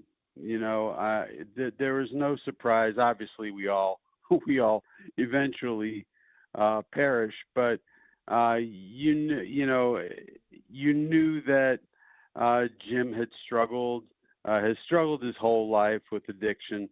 I don't know what went into his ultimate passing. Whether there was anything involved there, but he's led a really hard life, man. And there's a reason why every newspaper, every media outlet in town had pre-written an obit on Jim Irsay, because you knew he wasn't long for this world. And he was a lovely, lovely, generous, big-hearted guy who I liked a lot. My favorite moment was one day I was in the media room, and I get a call from one of his assistants that Jim wants to see me, and so I go back there and I'm thinking, oh crap, what did I write now? Well, he wanted to show me he had just obtained the manuscript for On the Road by Jack Kerouac, which is one of my favorite books, and he knew that because we talked about it previously. And he showed me the scroll. I was one of the first people to see the scroll. And he was just a cool, lovely human being who, unfortunately, we knew this day was going to come sooner rather than later. Bob, thanks for joining us today. I would say one of the things I'm struck by, too, with Jim goes to the relationship he had with his players. And I guess the context around that would be this. I've watched a lot of Hall of Fame inductions that happen annually from Canton, Ohio. I could probably count on one hand the amount of times I've seen players from other teams have their owner present them into the Hall of Fame. Again, it's just one person, and it doesn't have to be someone from the NFL life. It can be a parent, a sibling, a coach, high school, college, whatever, a teammate. And Edgerrin James, Marvin Harrison, Dwight Freeney, three very different personalities, three players that had very different careers. They didn't re-sign Edge. They kept Robert Mathis over Dwight Freeney in 2013. The fact that all three of them chose Jim Irsay to present them into the Hall of Fame has always stood out to me. But he's a great people person, and his players were like family to him, or as close to family as you can get, without being blood related. He was a special guy, and I think that those players recognized the love he had for the Colts and the love and the passion for these individual players as human beings. They didn't see him as the guy who wrote the checks. They saw him as somebody they could confide in. To me, the most important thing that they've done as an organization is this whole Kicking the Stigma program. I think it's enormously important, as somebody who, deals with this stuff on occasion, I've just been really inspired by, what they've done and the impact they've had in the community. And I think the players understood that Jim wasn't just there for them as great athletes who could give them Super Bowl rings. I think they recognized that he cared about them as human beings. Bob, I'll go here to piggyback off of the mental health initiatives that they put out there. For you, when you first had a chance to kind of meet Jim Irsay and to also see him kind of navigate some of his own demons, what was it like to see him eventually open up about that and share his own personal stories? Not only do the initiatives for other people, but to be vulnerable himself and maybe that helping somebody else. Absolutely. You would think a lot of other owners would try to keep this under wraps. They wouldn't want it to get out. When he came back from rehab, one of the countless times that he unfortunately went, I called him. I said, "Hey, you want to talk about where?" Oh, this is after the arrest and everything else, and he was completely open and honest. In fact, I'm sitting there. I'm in his office, and he's opening a suitcase. He's got like $30,000 cash in there. He's like, "Dude, I've got cash on me all the time." I'm like, "Do you really want to say that publicly?" But he was completely open about just about everything, and he did, show that there should not be a stigma attached to mental health issues. And I know they won a Super Bowl, and he had a lot of success during the 2000s, but to me, that kicking the stigma is just enormously important. Bob Kravitz joining us this morning on the Payless Liquors Hotline to give us his reflections and recollections of Jim Irsay, the owner of the Colts, who passed away yesterday. Is there a story that you know of that you've kept close that people don't know that really typifies who he is, who he was, how much he cared about this city? Well, little things. There's a bunch. Some I can't tell, but when I got let go by Channel 13, he was the first person to call me. And I can't say that was true of everybody, that a lot of people did, but Jim realized I was I was struggling with it, and that it was, pretty tough thing to deal with. And Jim called me.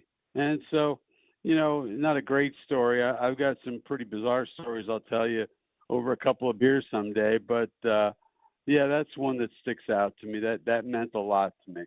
Bob, transitioning to what we witnessed last night, but to try to maybe have an analogy to the other professional sports team over there on West 56th Street. Every time I watch this Pacers comeback, I think of 2003 Monday Night Football with the Bucks. And seemingly I've watched 3 of these games now in the last month, Bob. Well, there was 4, I think, teams that are down. Let me make sure I get this stat right. Teams that are down 7 points with less than a minute to go are like 4 and 1,600. 3 of those 4 have come in the last week and a half for the Indiana Pacers. It is amazing. My wife is upstairs. She's like, they're down 14. She's like, "You coming up to bed?" I said, "What are you, nuts?" Things are just getting exciting here. They're down 14. I mean, Neesmith, who's one of the great shooters in the league, so that's no surprise. But he hits 5, 6 in a row. They've had some epic, bizarre comebacks. That one might have taken the cake. And Tyrese with if you're really old, you'll remember Don Nelson of the Boston Celtics back maybe in the 60s. He hit a shot like that where it bounced on the rim really high and fell through. It's just amazing. And they do it on a regular. If you're the Knicks, you've got to be thinking, what do we have to do to kill these people? What do we have to do to put them away? Because I think the Pacers are in their heads now, and they should be. They're up 14 points with 2.5 minutes to go. My God, How do you not put that one away? So, and it was such a bizarre game because they went on a 17-6 run without Brunson. I believe the Pacers actually rebounded the Knicks. It was just a backwards game, but somehow, some way, and Neesmith made it all happen. Crazy stuff. Bob Kravitz, thanks for joining us this morning here. We appreciate all you do. I certainly appreciate you, and I just know you were the guy to talk to when it came to Jim Irsay today, and I appreciate your thoughts. I appreciate it, guys. Take care of yourself. There he is, Bob Kravitz, joining us on the Payless Liquors hotline. And Bob is, he's the guy probably most famous outside of Indianapolis for Deflategate and that whole story, yeah, right? Absolutely. And I'll say it because Bob would admit this himself. Bob Kravitz don't get up at 8:45. But for Jim Irsay, talk about his legacy, his life, he'll do that. So respect to a legend, obviously, and Jim Irsay, the team owner, and also a legend in the journalism world of Bob Kravitz. Thanks for being with us this morning. We appreciate that. We will continue to talk about the life of Jim Irsay throughout the day. We'll continue to talk about the Pacers' unbelievable, amazing run through the NBA playoffs so far. There's no other – I don't think I'm overselling it when I say that. Am I, JB? No, it feels like it's just destiny or something like that. We'll see. All right. We'll continue in a moment as we go forward here on a Victory Thursday, mourning the loss of Jim Irsay as well. It's 93.5 and 107.5 The Fan.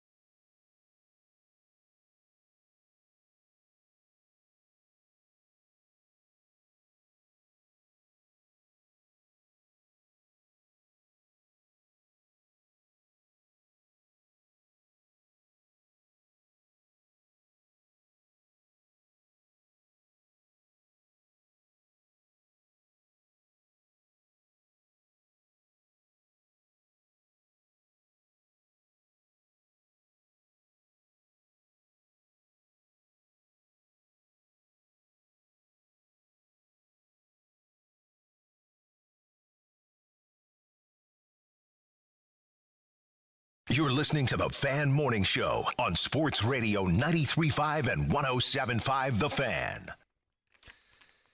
Bittersweet indeed as we roll into Thursday morning with you here at 93.5 and 107.5 The Fan. Again, thank you so much for spending your morning with us on a day that has just been unbelievably full of news, tragic, happy, shocking, you name it, in the last 24 hours. The tragic part, we've lost a titan of the National Football League, certainly a titan of Indianapolis, Jim Irsay, passing away yesterday at the age of 65. We'll be talking about that all day long here on The Fan. The Pacers with another epic comeback. And I want to go back to something Bob Kravitz just shared with us a moment ago as they win in overtime against the Knicks in Game 1 of the Eastern Conference Finals. I just want to say it again, Kevin. We've seen these situations of a team being down in the playoffs now, overtime in the NBA, 1,600 times, 7 points or more in the last minute. And 4 times a team has overcome that deficit to win. 3 of them have happened for the Pacers in the last 2.5 weeks. It's crazy. I don't believe what I just saw, Jack Buck. You believe in miracles, Al Michaels. In your life, Vern Lundquist. All of it applies. It's we are seeing something we have never seen in the NBA, and I part of me thinks that we'll see it again here from the Pacers before the playoffs are over, but we might not ever see this again. It's just, I guess, I don't know. I'm asking our audience to appreciate it. I don't know. I shared with you guys a little bit earlier in the 8 o'clock hour. It's weird. When Neesmith hit one of those threes last night, I forget which one it was, it really didn't even cut the lead to like 5 or 2 or 1. When he cut it to like 8, I think there was one that cut it to 8. 119, 111. All of a sudden, that score graphic is staring out at me.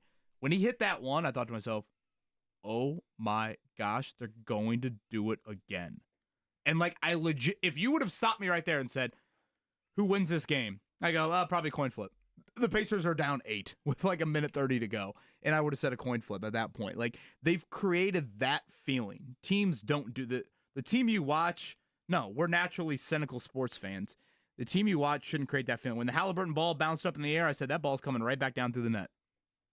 And sure enough. Because of course it is. Did. I don't know. Maybe it's the reverse of the Boston series last year. Seemingly, yeah, all those losses, a little bit of that. All those wins are ripped out of your soul, and now you're doing it to the other team. I did not think that ball was going in because, not even being cynical, I was just being realistic. I'm like, okay, this is going to be the one where they don't get over the hump. And then, as I told you all, I'm standing up, staring at my TV and screaming and probably waking up everybody on my floor. But sorry, if not a sports fan, become one. Because moments like that are very fun. I enjoyed it. It was obviously something that Tyrese will never remember. I mean, we'll always remember, actually.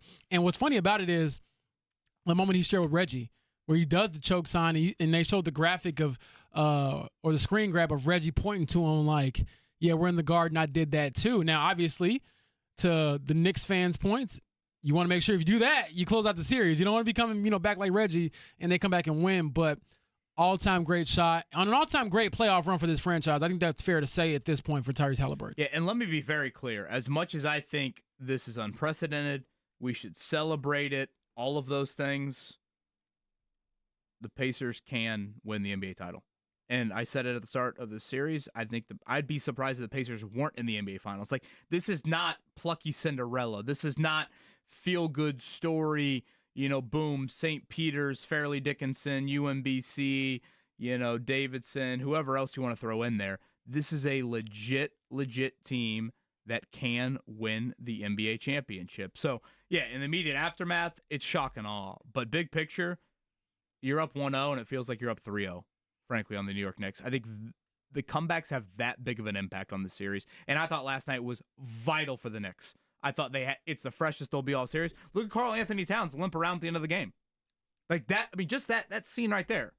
All of a sudden, as this series moves along, more of that's going to happen. You think Jalen Brunson's going to have 43 points on that efficiency? He's also night in, real night slow out? getting up after one of those drives to the basket last night, too. That's going to add up. So that just adds to it even more. To your point about the run that they're on, and I showed this to JB a moment ago during the break, since that loss, they remember that 3-game loss, they had the back-to-back losses to Atlanta and one to Chicago. It was 3 in a row. Since that time, beginning on the 11th of March, the Pacers are 24-6.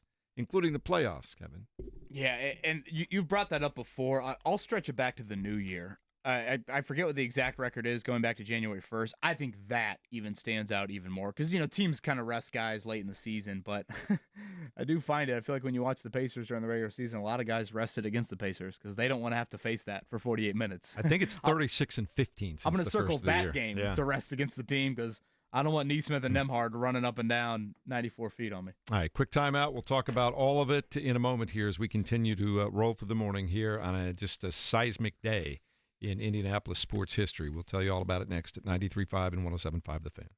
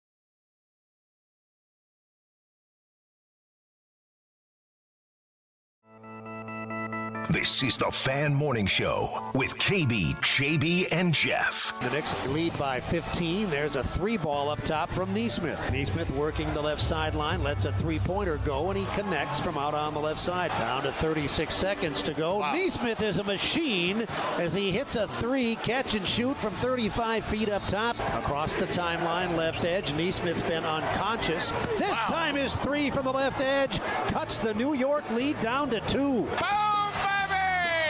Try to compose yourself when the Pacers hit this game winner. All right.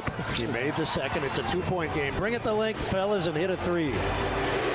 2-point game, 6 seconds to go. Halliburton driving. He's in the lane. He nearly lost it. He backs up and unloads a three. Oh! That did not happen! It hit the back of the rim. It popped high into the air, and it dropped gently through the net. And He got it! He tried to give your choke sign to the Knicks, and the game's not over. Wow. Nembhard will play it in, and he'll get it to Toppin, who hands it back to Nembhard. Nembhard flips it back to Toppin, in on the right side with a two-hand slam. New York's not going to put anybody on the ball. They made that inbounds very easy. Here comes Toppin, got it! Brunson working, looking for a three. He got a three, and it's an air ball out to Towns, hits the front of the rim, loose ball in the lane. Bridges has it. It's still loose. He got it back. It went off of his hands. It's Indiana's ball with .2 to go. This game, folks, is over. You have got to be kidding me. And Madison Square Garden is stunned. It's going in. You know, I thought it was going to go in, and the ball felt like it was up there for eternity. But, man, just a special moment. There's been a lot of wild swings and scores throughout the season and the playoffs. You certainly don't take anything like this for granted. This is very, very difficult to do, but it's a 48-minute game. And we always say, you know, Pacer basketball is 48 minutes. And tonight it was 53 minutes. Double A works his tail off. Each shot that he made just kept giving us more confidence that we could, you know, really win this game. He was really big for us.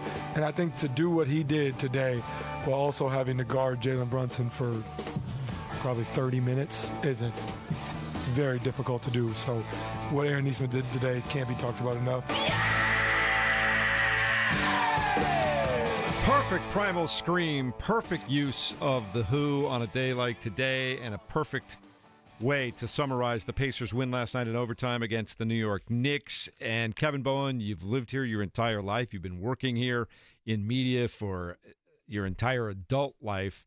In the last 24 hours, to sort of phrase the great Vern Lundquist, in your life, all the things that have gone on here in Indianapolis in the last 24 hours, just the seismic nature of all of these things. We're talking about the passing of Colts owner Jim Irsay yesterday.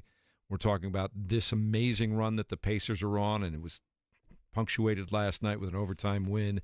The fact that Roger Penske, who owns the Indianapolis Motor Speedway, the IndyCar Series, and 3 teams, fired most of his general manager and strategic staff yesterday.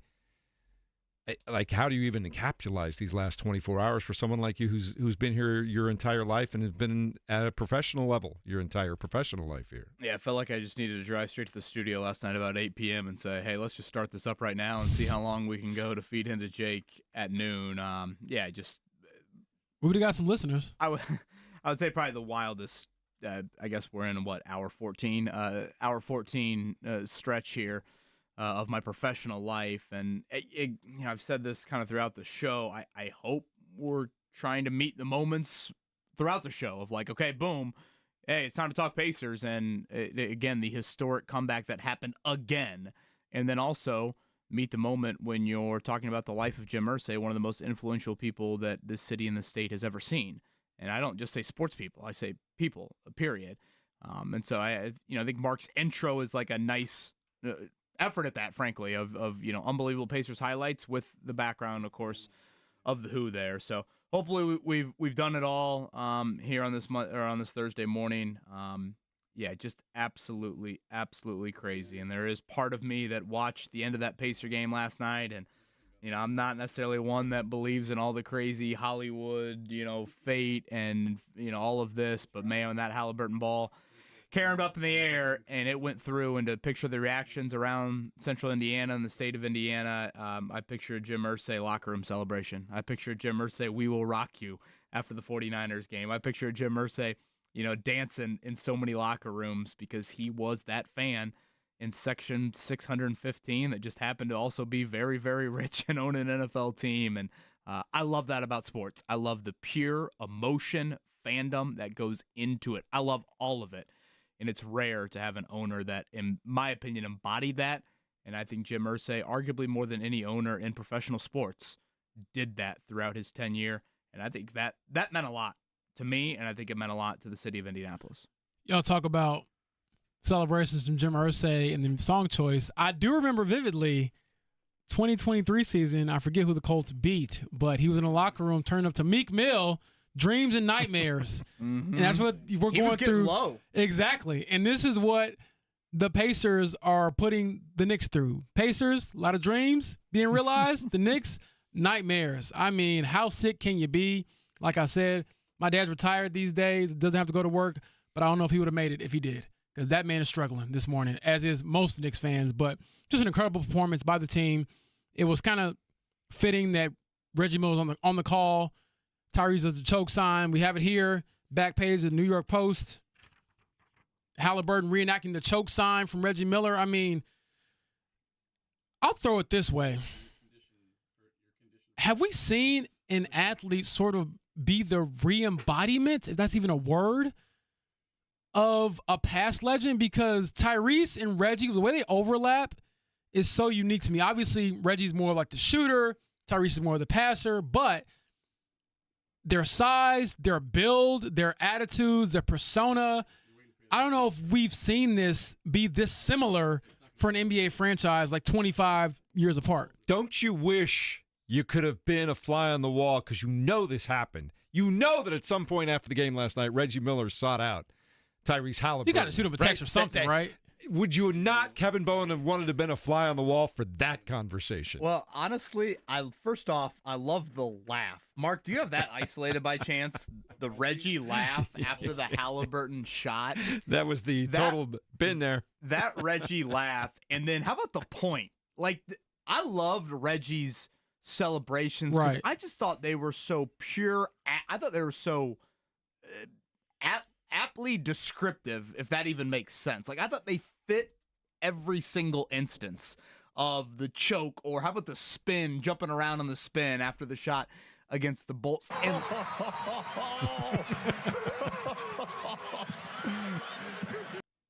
so good. And just the point. Like, to me, if I could, a picture to me is worth 1,000 words. So the point from Reggie back to Tyrese is worth 1,000 words. But if you had to put, I guess, words around that picture, that is Reggie Miller saying, "You effing dog." That's what that is. Like, you, in this arena, you just hit that shot and then you put the two hands to the throat and you looked right at me.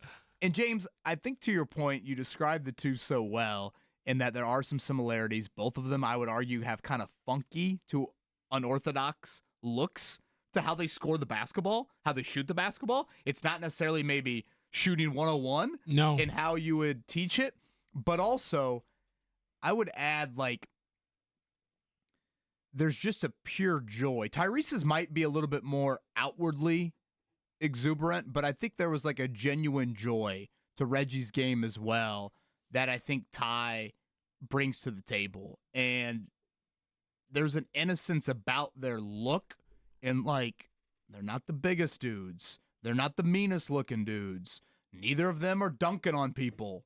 You know, they don't really play like in that mindset. Right. And they probably wouldn't be the first pick if they showed up to the playground. But man, if you sleep on them, they're throwing two hands at the neck, and they're pointing at you, and they're wagging the finger, and they want to be in the Garden here in the Oregon.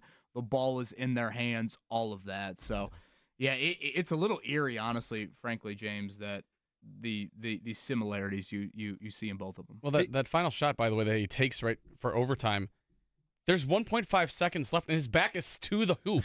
He's still not looking at the hoop when it's 1.5 left.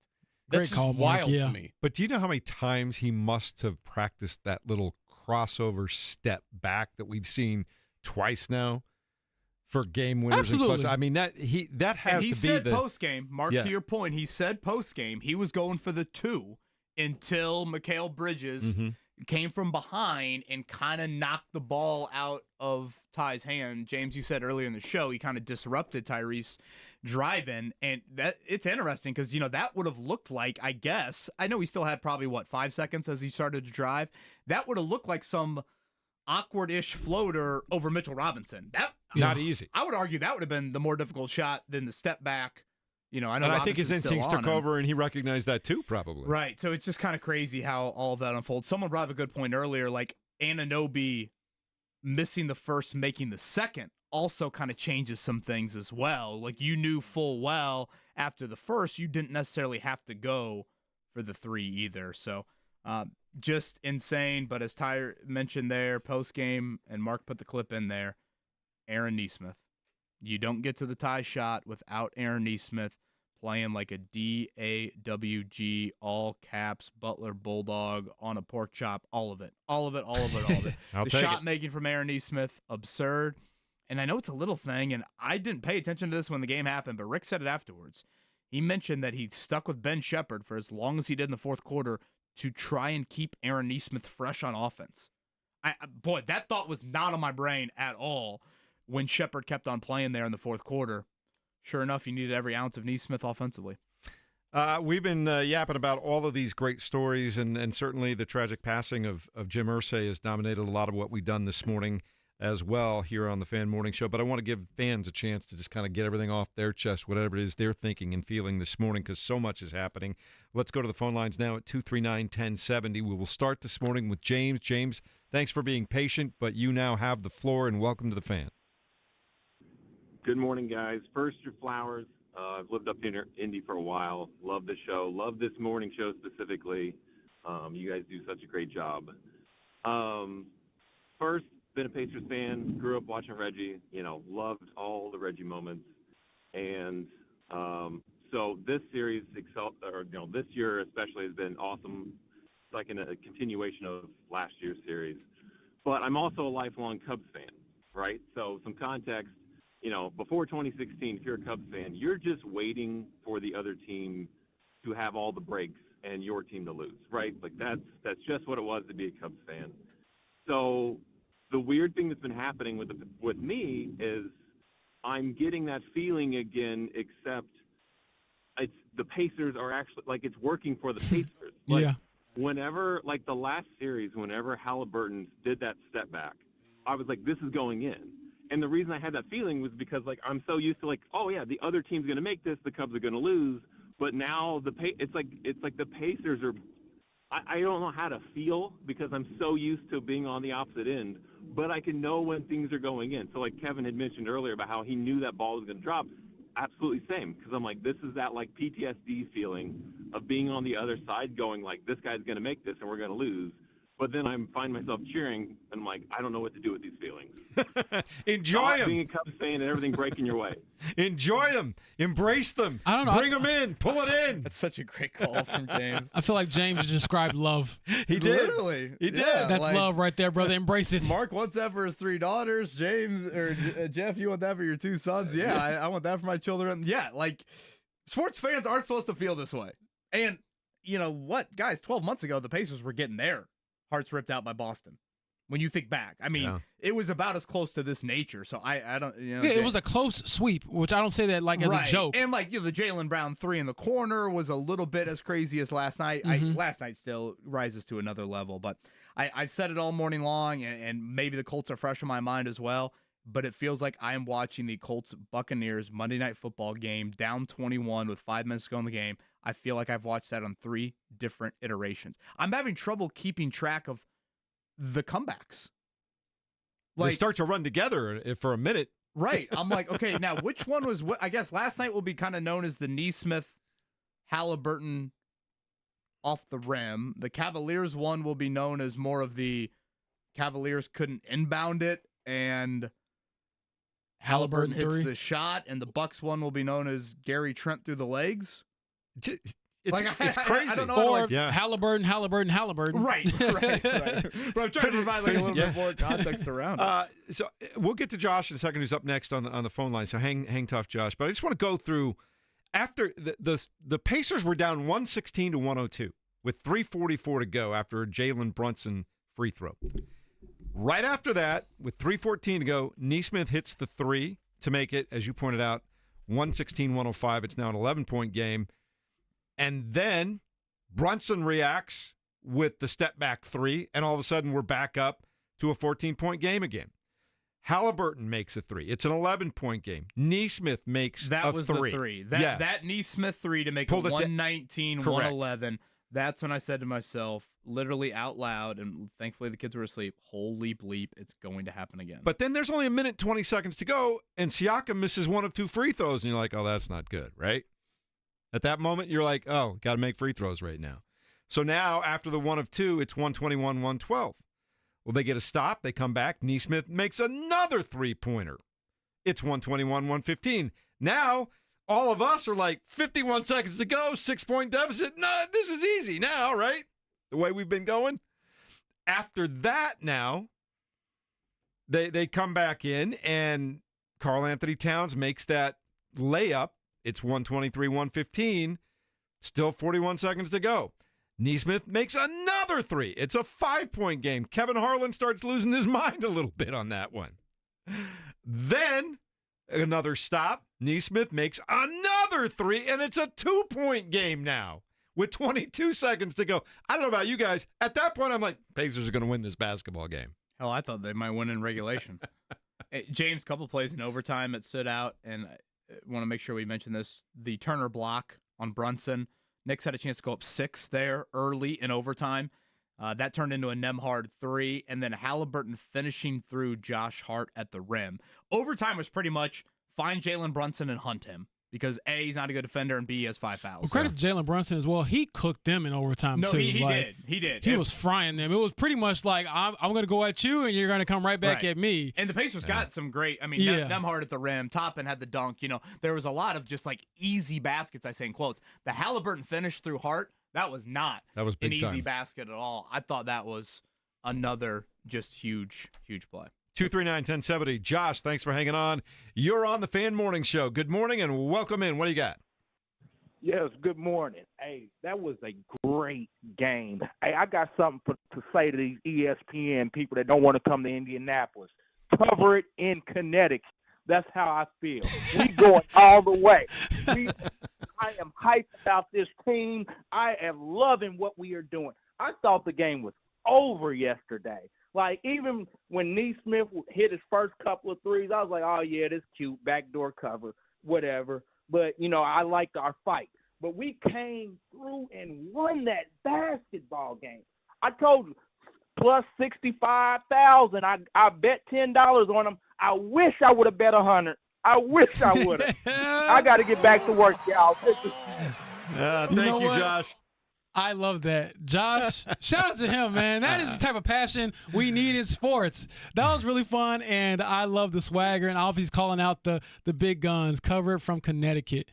Put it on a shirt.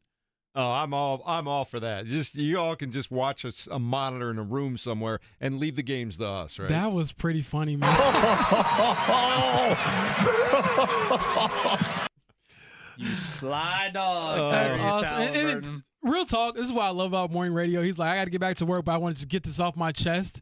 And sometimes that's how you're feeling because you wake up early. Who are you going to talk to in the morning if you're going to work? You can't roll over and tap your wife or your girl. Hey, what'd you think about the game last night? You want to just get it off your chest to somebody. So I'm glad you shared that with us. And let me be very clear. Hygiene's out the window the next couple days. If you wore the Pacers quarter zip, if you wore the Pacers golf shirt to work yesterday, you're allowed to wear it today, and you're sure as hell allowed to wear it in front of us tomorrow at Carb Day. So don't judge your coworkers off their hygiene today. And this speaking as a man that was in the shower at 5 a.m. this morning.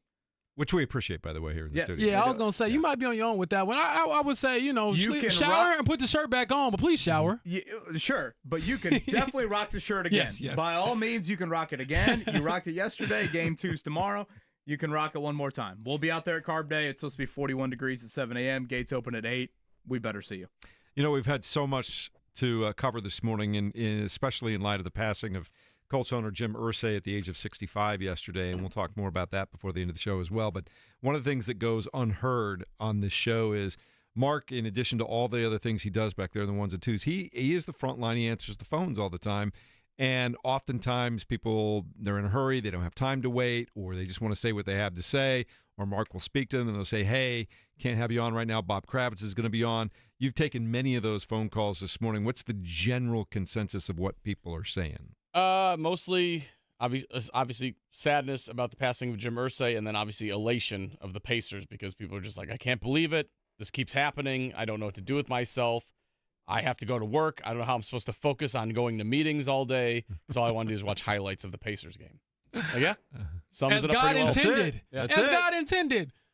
I cannot imagine waking up and you telling me to do what in Microsoft Teams? No, I'm trying to get, the highlights pulled up so we can be a team as a city. I said on Twitter, I was like, how am I supposed to go to sleep? I got the alarm set for 4 a.m. What am I supposed to do? I just want to, on the record, I have not gone to sleep and watched the fourth quarterback in the morning for any of the playoff games. Those all have been happening yes, live in my life. I'm very proud of you. This is a step in the right direction. Do we believe him? You can ask my wife. I do. I'll believe that. Ask my wife. I watched the game with my father-in-law last night. We asked for honesty earlier this week when we were giving away the 500 tickets, and we're going to ask for honesty right now from By Jeff the way, Richard. Mark, fast fingers? Sure. Tickets to the 500? Let's give away a pair of tickets to the 500. 317-239-1070. I'd like to say if you've never been before, but just throw it out the window. Whoever can be that fast on a day filled with excitement here, recapping that Pacer win, go ahead. They're going to have a great time. This is like the Weather's greatest. starting to look a little bit more confirmed Yes. as well for Sunday. Sounds like the rain, a little bit more south than previously looked, and a little bit earlier in the morning. So fingers crossed, might be a chilly carb day morning, might be a chilly race day morning, but it looks like really spring-like. Nice spring days, it looks like. And again, if we get that weather on Sunday, that should mean a pretty racy environment there over at IMS. And we will be broadcasting live from Carb Day early in the morning tomorrow morning as all the great track workers get there and the Yellow Jackets. I met a Yellow Jacket the other day at qualifying. His 54th year of working as a Yellow Jacket. How about that? Yellow shirt, Yellow Jacket, yellow shirt. Yellow shirts, they've got both, yeah. They will be in full force coming up, and without them, we don't run the greatest sporting event in the world. Just amazing stuff. All right, we're going to make all that count as the Jiffy Lube check down this morning. Jiffy Lube, America's, or not even America, but Indianapolis and Indiana's favorite oil change since 1985. We'll take more of your phone calls, and we'll talk more about the life of Jim Irsay and the Pacers' win last night as we continue next. 93.5 and 107.5 The Fan.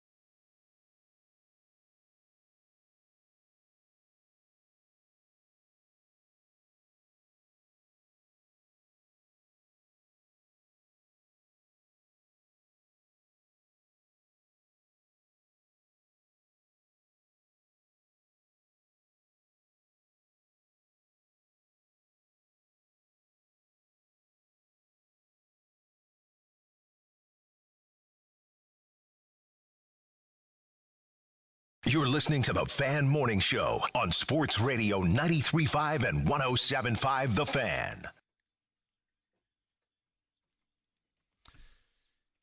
Johnny Cash just feels completely appropriate this morning. Nice job again, Mark Dykton. I used the word earlier today in the broadcast, and I don't know that I can come up with a better word when it comes to what's happening in our city from a sports perspective and really even a civic perspective this morning. Seismic over the last 24 hours is the only word I could come up with, to the point where when you have Roger Penske firing team strategists, team general managers, things of that nature, less than 4 days before the Indianapolis 500, after two of his drivers get relegated to the back row for essentially cheating and skirting rules. And we barely even touched on that today because the epic nature of the Pacers' victory last night in New York. But over all of that, Kevin Bowen, the passing of Jim Irsay, who meant so much to this city in so many different ways beyond just sports. At the age of 65, passing in his sleep yesterday. It's hard still even to wrap my brain around it. Yeah, obviously thoughts with Carly and Casey and Kaylin, the 3 daughters, the 10 grandchildren, so many Colts employees, and just family and friends of Jim Irsay. As much as the heart is probably what I'll remember the most, is just how big that heart was. I feel a bit like grateful for his presence in our city, because I don't think it's that hyperbolic to say without him, I don't know if we're doing this show. Like he was such a champion for our city, for the NFL respecting our city. And I thought did it with certainly a very unique personality. And at times, it was probably a little crazy uncle-y, but Yeah. it felt like that's our crazy uncle. And, the balance, again, of being a fan that you could pluck him in section 607 and he would stand out just like any other passionate season ticket holder. But then also when he got in those meeting rooms amongst NFL owners, they looked at him and said, boy, it's a little quirky, but this dude reveres our league like no other. And he speaks of it in the highest regard, and he has worked his way up. He was not, hey, rich business dude at the age of 60, buy NFL team. No. He did all the stuff. And sure, his dad was the owner, but he did all the stuff and working through the organization. I think that earned the respect of a lot of NFL owners around the league, and it helped establish us as a city on the map, because the football team stunk for the first 10 or 12 years that they were called the Indianapolis Colts. And one of his finer moments, and we've mentioned it throughout the show, it might have been the public stance he took on Dan Snyder a few years ago. And it might be really his last kind of big public image. When you think about it, sadly we haven't heard a lot from Jim Irsay in the last 18 months. We just haven't. And the last time we spoke to him as far as local media goes was last July at training camp. And so that has been a bummer, and obviously his health has certainly been a huge reason why. But what he did in being so public about Daniel Snyder and not saying, hey, when we're behind this closed door, this is the old boys club. And we're going to act like we are the you-know-what, and we're not going to, we can say and do, and we can get away with anything. Sure, there are moments in Jim Irsay's life where he said some stuff that I didn't totally agree with. But in regards to Daniel Snyder and that public stance he took, that sent some shockwaves around, because you don't see people do that to their other colleagues, especially when they're up at that positions. And he spoke for a lot of other owners that day that were staying quiet. And once he spoke publicly, I think everybody kind of felt the weight lifted off their chest, and being able to feel that as well. Yeah, look, every human being has their missteps. Jim Irsay certainly had his missteps. They're publicized because of who he is, and the traffic stop and the problems with addiction and things of that nature. But I think it's fair to say what I know of Jim Irsay, having been here for 13 years now, and the way that he reached out to me when I had my difficulty, and seeing all the things he did for people during the pandemic, all of the things charitably that he's done that you pointed out earlier in the show. I think it's safe to say that whatever you feel or think about Jim Irsay, he had the best interests of people in the community itself, and his team first and foremost, almost as a fan and a community member, more than anything else. That's where his heart was really at. Yeah, two things I'll say. Number one, Jim Irsay did Rich right. Like, that man enjoyed his money, and I do not hate on him for that at all. like the different things he would collect over time, the annual like kickoff concert where he would get on stage with his friends and I guess pretend like he could, sing and dance like them. That to me was always cool. I'm like, he's enjoying it. Why not? Like, I think his grandson got into hockey a few years back, so he just built him an ice rink like in the backyard. I'm like, that is what you're supposed to do when you're rolling like that. So I enjoyed that. And number two, like I said in the first hour of the show, the mental health aspect I will always respect. I mean, I've talked about it publicly myself, and I'll say it here on air, a bit of a trigger warning. The only time I didn't want to wake up was in college. I remember the date. It was October 26, 2014. And I was feeling like I was kind of like an outcast. Don't smoke, don't drink, still haven't. But being in a college campus is kind of like a culture shock. So you go through all these mental health challenges, and you're questioning your existence and if you want to be here and, who's really for you. And so obviously I got through that, great friends and great family. But I think a lot of people kind of go through those things, and they don't have maybe the support system that I had. So if you see somebody as prominent as Jim Irsay say, hey, I messed up, I've had these addictions, I've had these mental health issues, here's what I did to kind of get better, or here's the resources I'm going to give you that I didn't have, or maybe that I can afford you, I have nothing but respect for that aspect, because I think that he probably indirectly or very directly saved some lives that we may never know about. And again, when you got a guy who's a billionaire, life's supposed to be perfect, everything's supposed to be great, it was not. First conversation I ever had with him one-on-one was about his childhood, which we all know wasn't like all roses, even though he grew up kind of affluent. So again, respect to him, and that to me will always kind of be the first thing I think of, is just the mental health aspect and what he meant to the city in that regard. Well, you just hinted at it, James. His brother died at a young age. His sister died in a car crash at the age of 12. And addiction ran rampant in his family. So just to kind of speak to the upbringing, sure, from an affluent nature, yeah, but there was a lot of just hellacious, frankly, events that he had to go through at a young age. I guess two other items. I know we've mentioned it throughout the show, but just the mixing of, yeah, I'm all about big business, but I'm also all about big heart. And I think the heart was met with a genuine desire to want to do these things. Of Abby's hat pick, donating to the IPS schools during COVID, the Irsay YMCA, what he did for Wheeler Mission. I know I'm forgetting some things. James brought up kicking the stigma, the Super Bowl ring search. Yeah, like, how could you not forget some things, right? Like, all of it. To me, it was really pure. And I don't know, maybe it's just, hey, if he's donating money, who cares? But I thought there was a purity to it that I also really appreciate. We shared the story. A listener reached out earlier in the show and mentioned that one of his workers at Qdoba was a child of, I believe, one of the house workers for Jim Irsay. And Jim had, I guess, a deal, if you will, with some of his workers that if you continue to work for me and your children maintain good grades, I will send them to college. And this kid was a beneficiary of, I say, an Irsay scholarship. I say that in quotes because it's not very public. So that aspect is there. And then what I brought up to Bob Kravitz when he joined us last hour, Jeff, you know this full well. You've worked in other NFL markets. You've watched Hall of Fame inductions throughout the years. I can count on one hand the amount of times I've seen an owner stand up there and be the presenter for that player going into Canton in the Pro Football Hall of Fame. Again, you get one presenter. You oftentimes see family members, high school coaches, peewee coaches, trainers, teammates. Those are the presenters of these players. And yet, for Edgerrin James, for Dwight Freeney, and for Marvin Harrison, they chose Jim Irsay. Edgerrin James wasn't re-signed here in 2006. Dwight Freeney wasn't re-signed here in 2013. They both ended their careers elsewhere. The Colts said no to them at some point in their career. And yet, those two in particular, and those three, if you bring Marvin into as well, they all wanted Jim. And they're all different personalities. I mean, Edge and Marvin couldn't be different.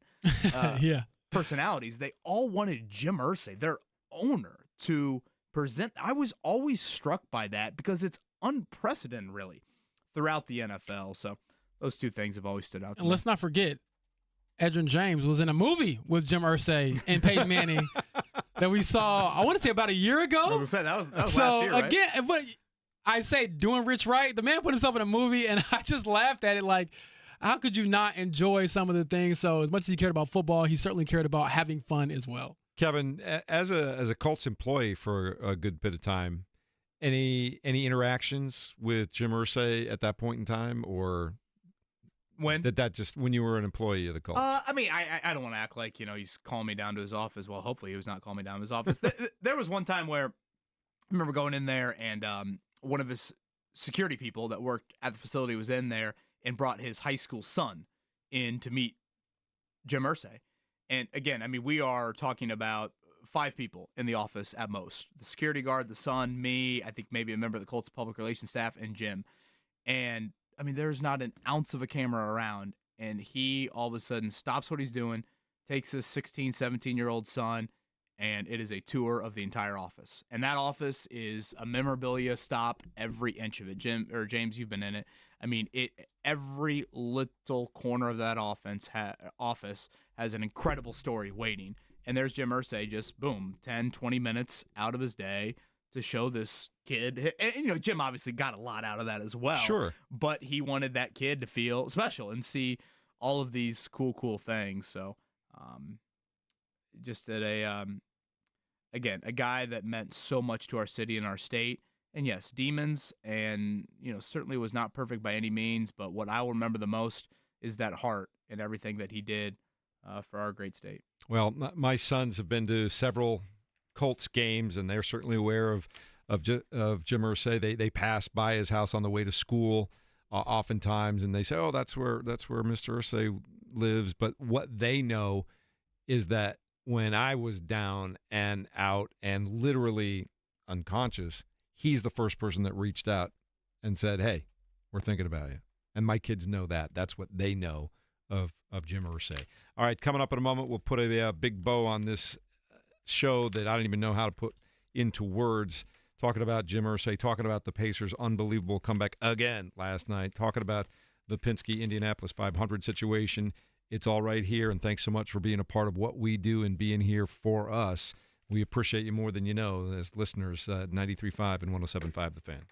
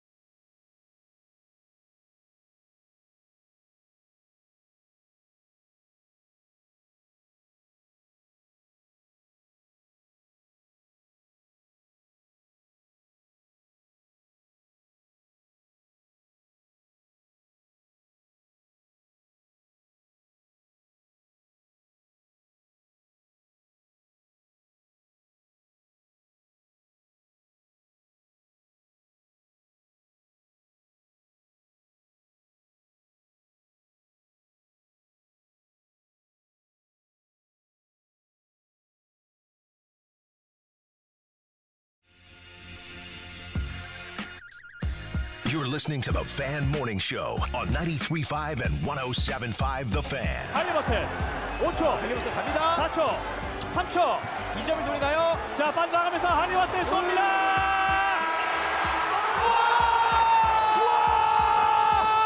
이게 뭐예요? 이게 뭡니까? 할리버튼의 초크 세레머니까지. For our Korean friends, the Korean call of Tyrese Halliburton's game-tying shot at the end of regulation last night. I didn't understand much of it, but I did hear Halliburton in there somewhere, so respect. The game is global. Gotta love that. Eddie Gill and Mark Boyle's competition there. Yes. There you go. Coming soon to 93.5, 107.5 The Fan, right? We just gave away a 4-pack to the Indy 500, correct? A pair of tickets. To the Indy 500. Yep. And now I've got a 4-pack to next Wednesday's Indy 11 game against the Hartford Athletic. It's also presented by the Indy 11. They want to let you know that the PBR Party Deck ticket holders, which you can find out more about that on the website there, but they've got Party Deck ticket holders, PBR. You can watch all the action from the deck's exclusive vantage point. The PBR Deck Bar features $3 PBR brands, $5 Jack Daniels canned cocktails, Kevin, and $5 El Jimador spiked bebidas. Purchase PBR Party Deck tickets at 685-1100 or at Indy11.com, as I mentioned a moment ago, 685-1100 or Indy11.com. Watch Indy 11 soccer from the PBR Party Deck. That sounds like tailor-made for you and your guys right there. What do you think? 7 a.m. tomorrow. I'll do my best to replicate that. There you go. Maybe not that exact beer, but I just want to make sure we keep in line with Carb Day. But I'm really looking forward to seeing everybody out there tomorrow. 7 a.m. if you can make it inside the gates. I believe gates don't open until 8. But always an awesome, awesome time. Cannot wait for Carb Day tomorrow. Just hope you can remember meeting everybody tomorrow. Sure. Goodness gracious. I'm just giving him a bad time. We'll write all the names on the beers. I have never, for the record, I have never once seen Justin, Chris. Yes. Yeah. I've never once seen you in any way, shape, or form not able to do things. It's probably a good thing that your boss says that about you. I don't know if I should put that atop my LinkedIn page or not. I have seen you. I've seen you without your shirt too many times, Yeah, but that other is than fair. that. Hey, listener advice, if anyone's out there, I've got an animal, a critter up in the soffit area of my home. Oh, boy. If anyone maybe can help with that, Do we know what kind can you of find me critter? on Twitter. Boy, it sounds a little big. Is it a raccoon, maybe? I know. I'm thinking coon, thinking that sort of size. Yeah, don't do it yourself if it's a raccoon. Yeah, I know. I've been trying to throw some balls up there They're to get cute it out. and That's not fuzzy, working. but they are pretty ruthless, I've heard. Yeah, so K-Bo and 1070 on Twitter if anyone out there can lend a help. James going to help him out there with the raccoon? Absolutely not. James would be like me, throwing footballs at it, trying to get it out of there. This is why I live in an apartment. Hey, Call obviously, maintenance. we've had a million things to talk about today. We really haven't had a chance to address much about what's going on at the Indy 500 with Roger Penske firing a good chunk of his leadership group around 3 of his teams there and saying that they need to try and find a way to even further insulate him from decision-making and discipline on the circuit and things of that nature. What did you make of his response of firing people and saying, hey, this isn't going to be tolerated? I really respect it. Really, really respect the actions that have happened. We'll play some of the audio tomorrow. He sat down with Jamie Little from Fox, and I thought the question and answer was exactly what you would want from a leader in a time of crisis, frankly, if I could put it like that. I mean, James, it's the equivalent of a GM owner firing their OC, DC, and quarterbacks coach in the week of the Super Bowl. I mean, it's rather wild what we're witnessing here at the 109th running of the Indianapolis 500. But, to me, I respect Roger Penske for the actions he has taken here post-incident. I do like to point out when he purchased the track and became head of everything all in one fell swoop a couple years ago, I think he truly did that to make sure the sport was in a good place moving forward. Always respected that about him as well. We'll talk more about this tomorrow from the track. Join us from Carb Day out at the IMS tomorrow morning, bright and early. Want to thank Bob Kravitz for getting up early and sharing thoughts on the passing of Jim Irsay today. We'll have more all day long. Jake Rest at noon. in peace to Jim.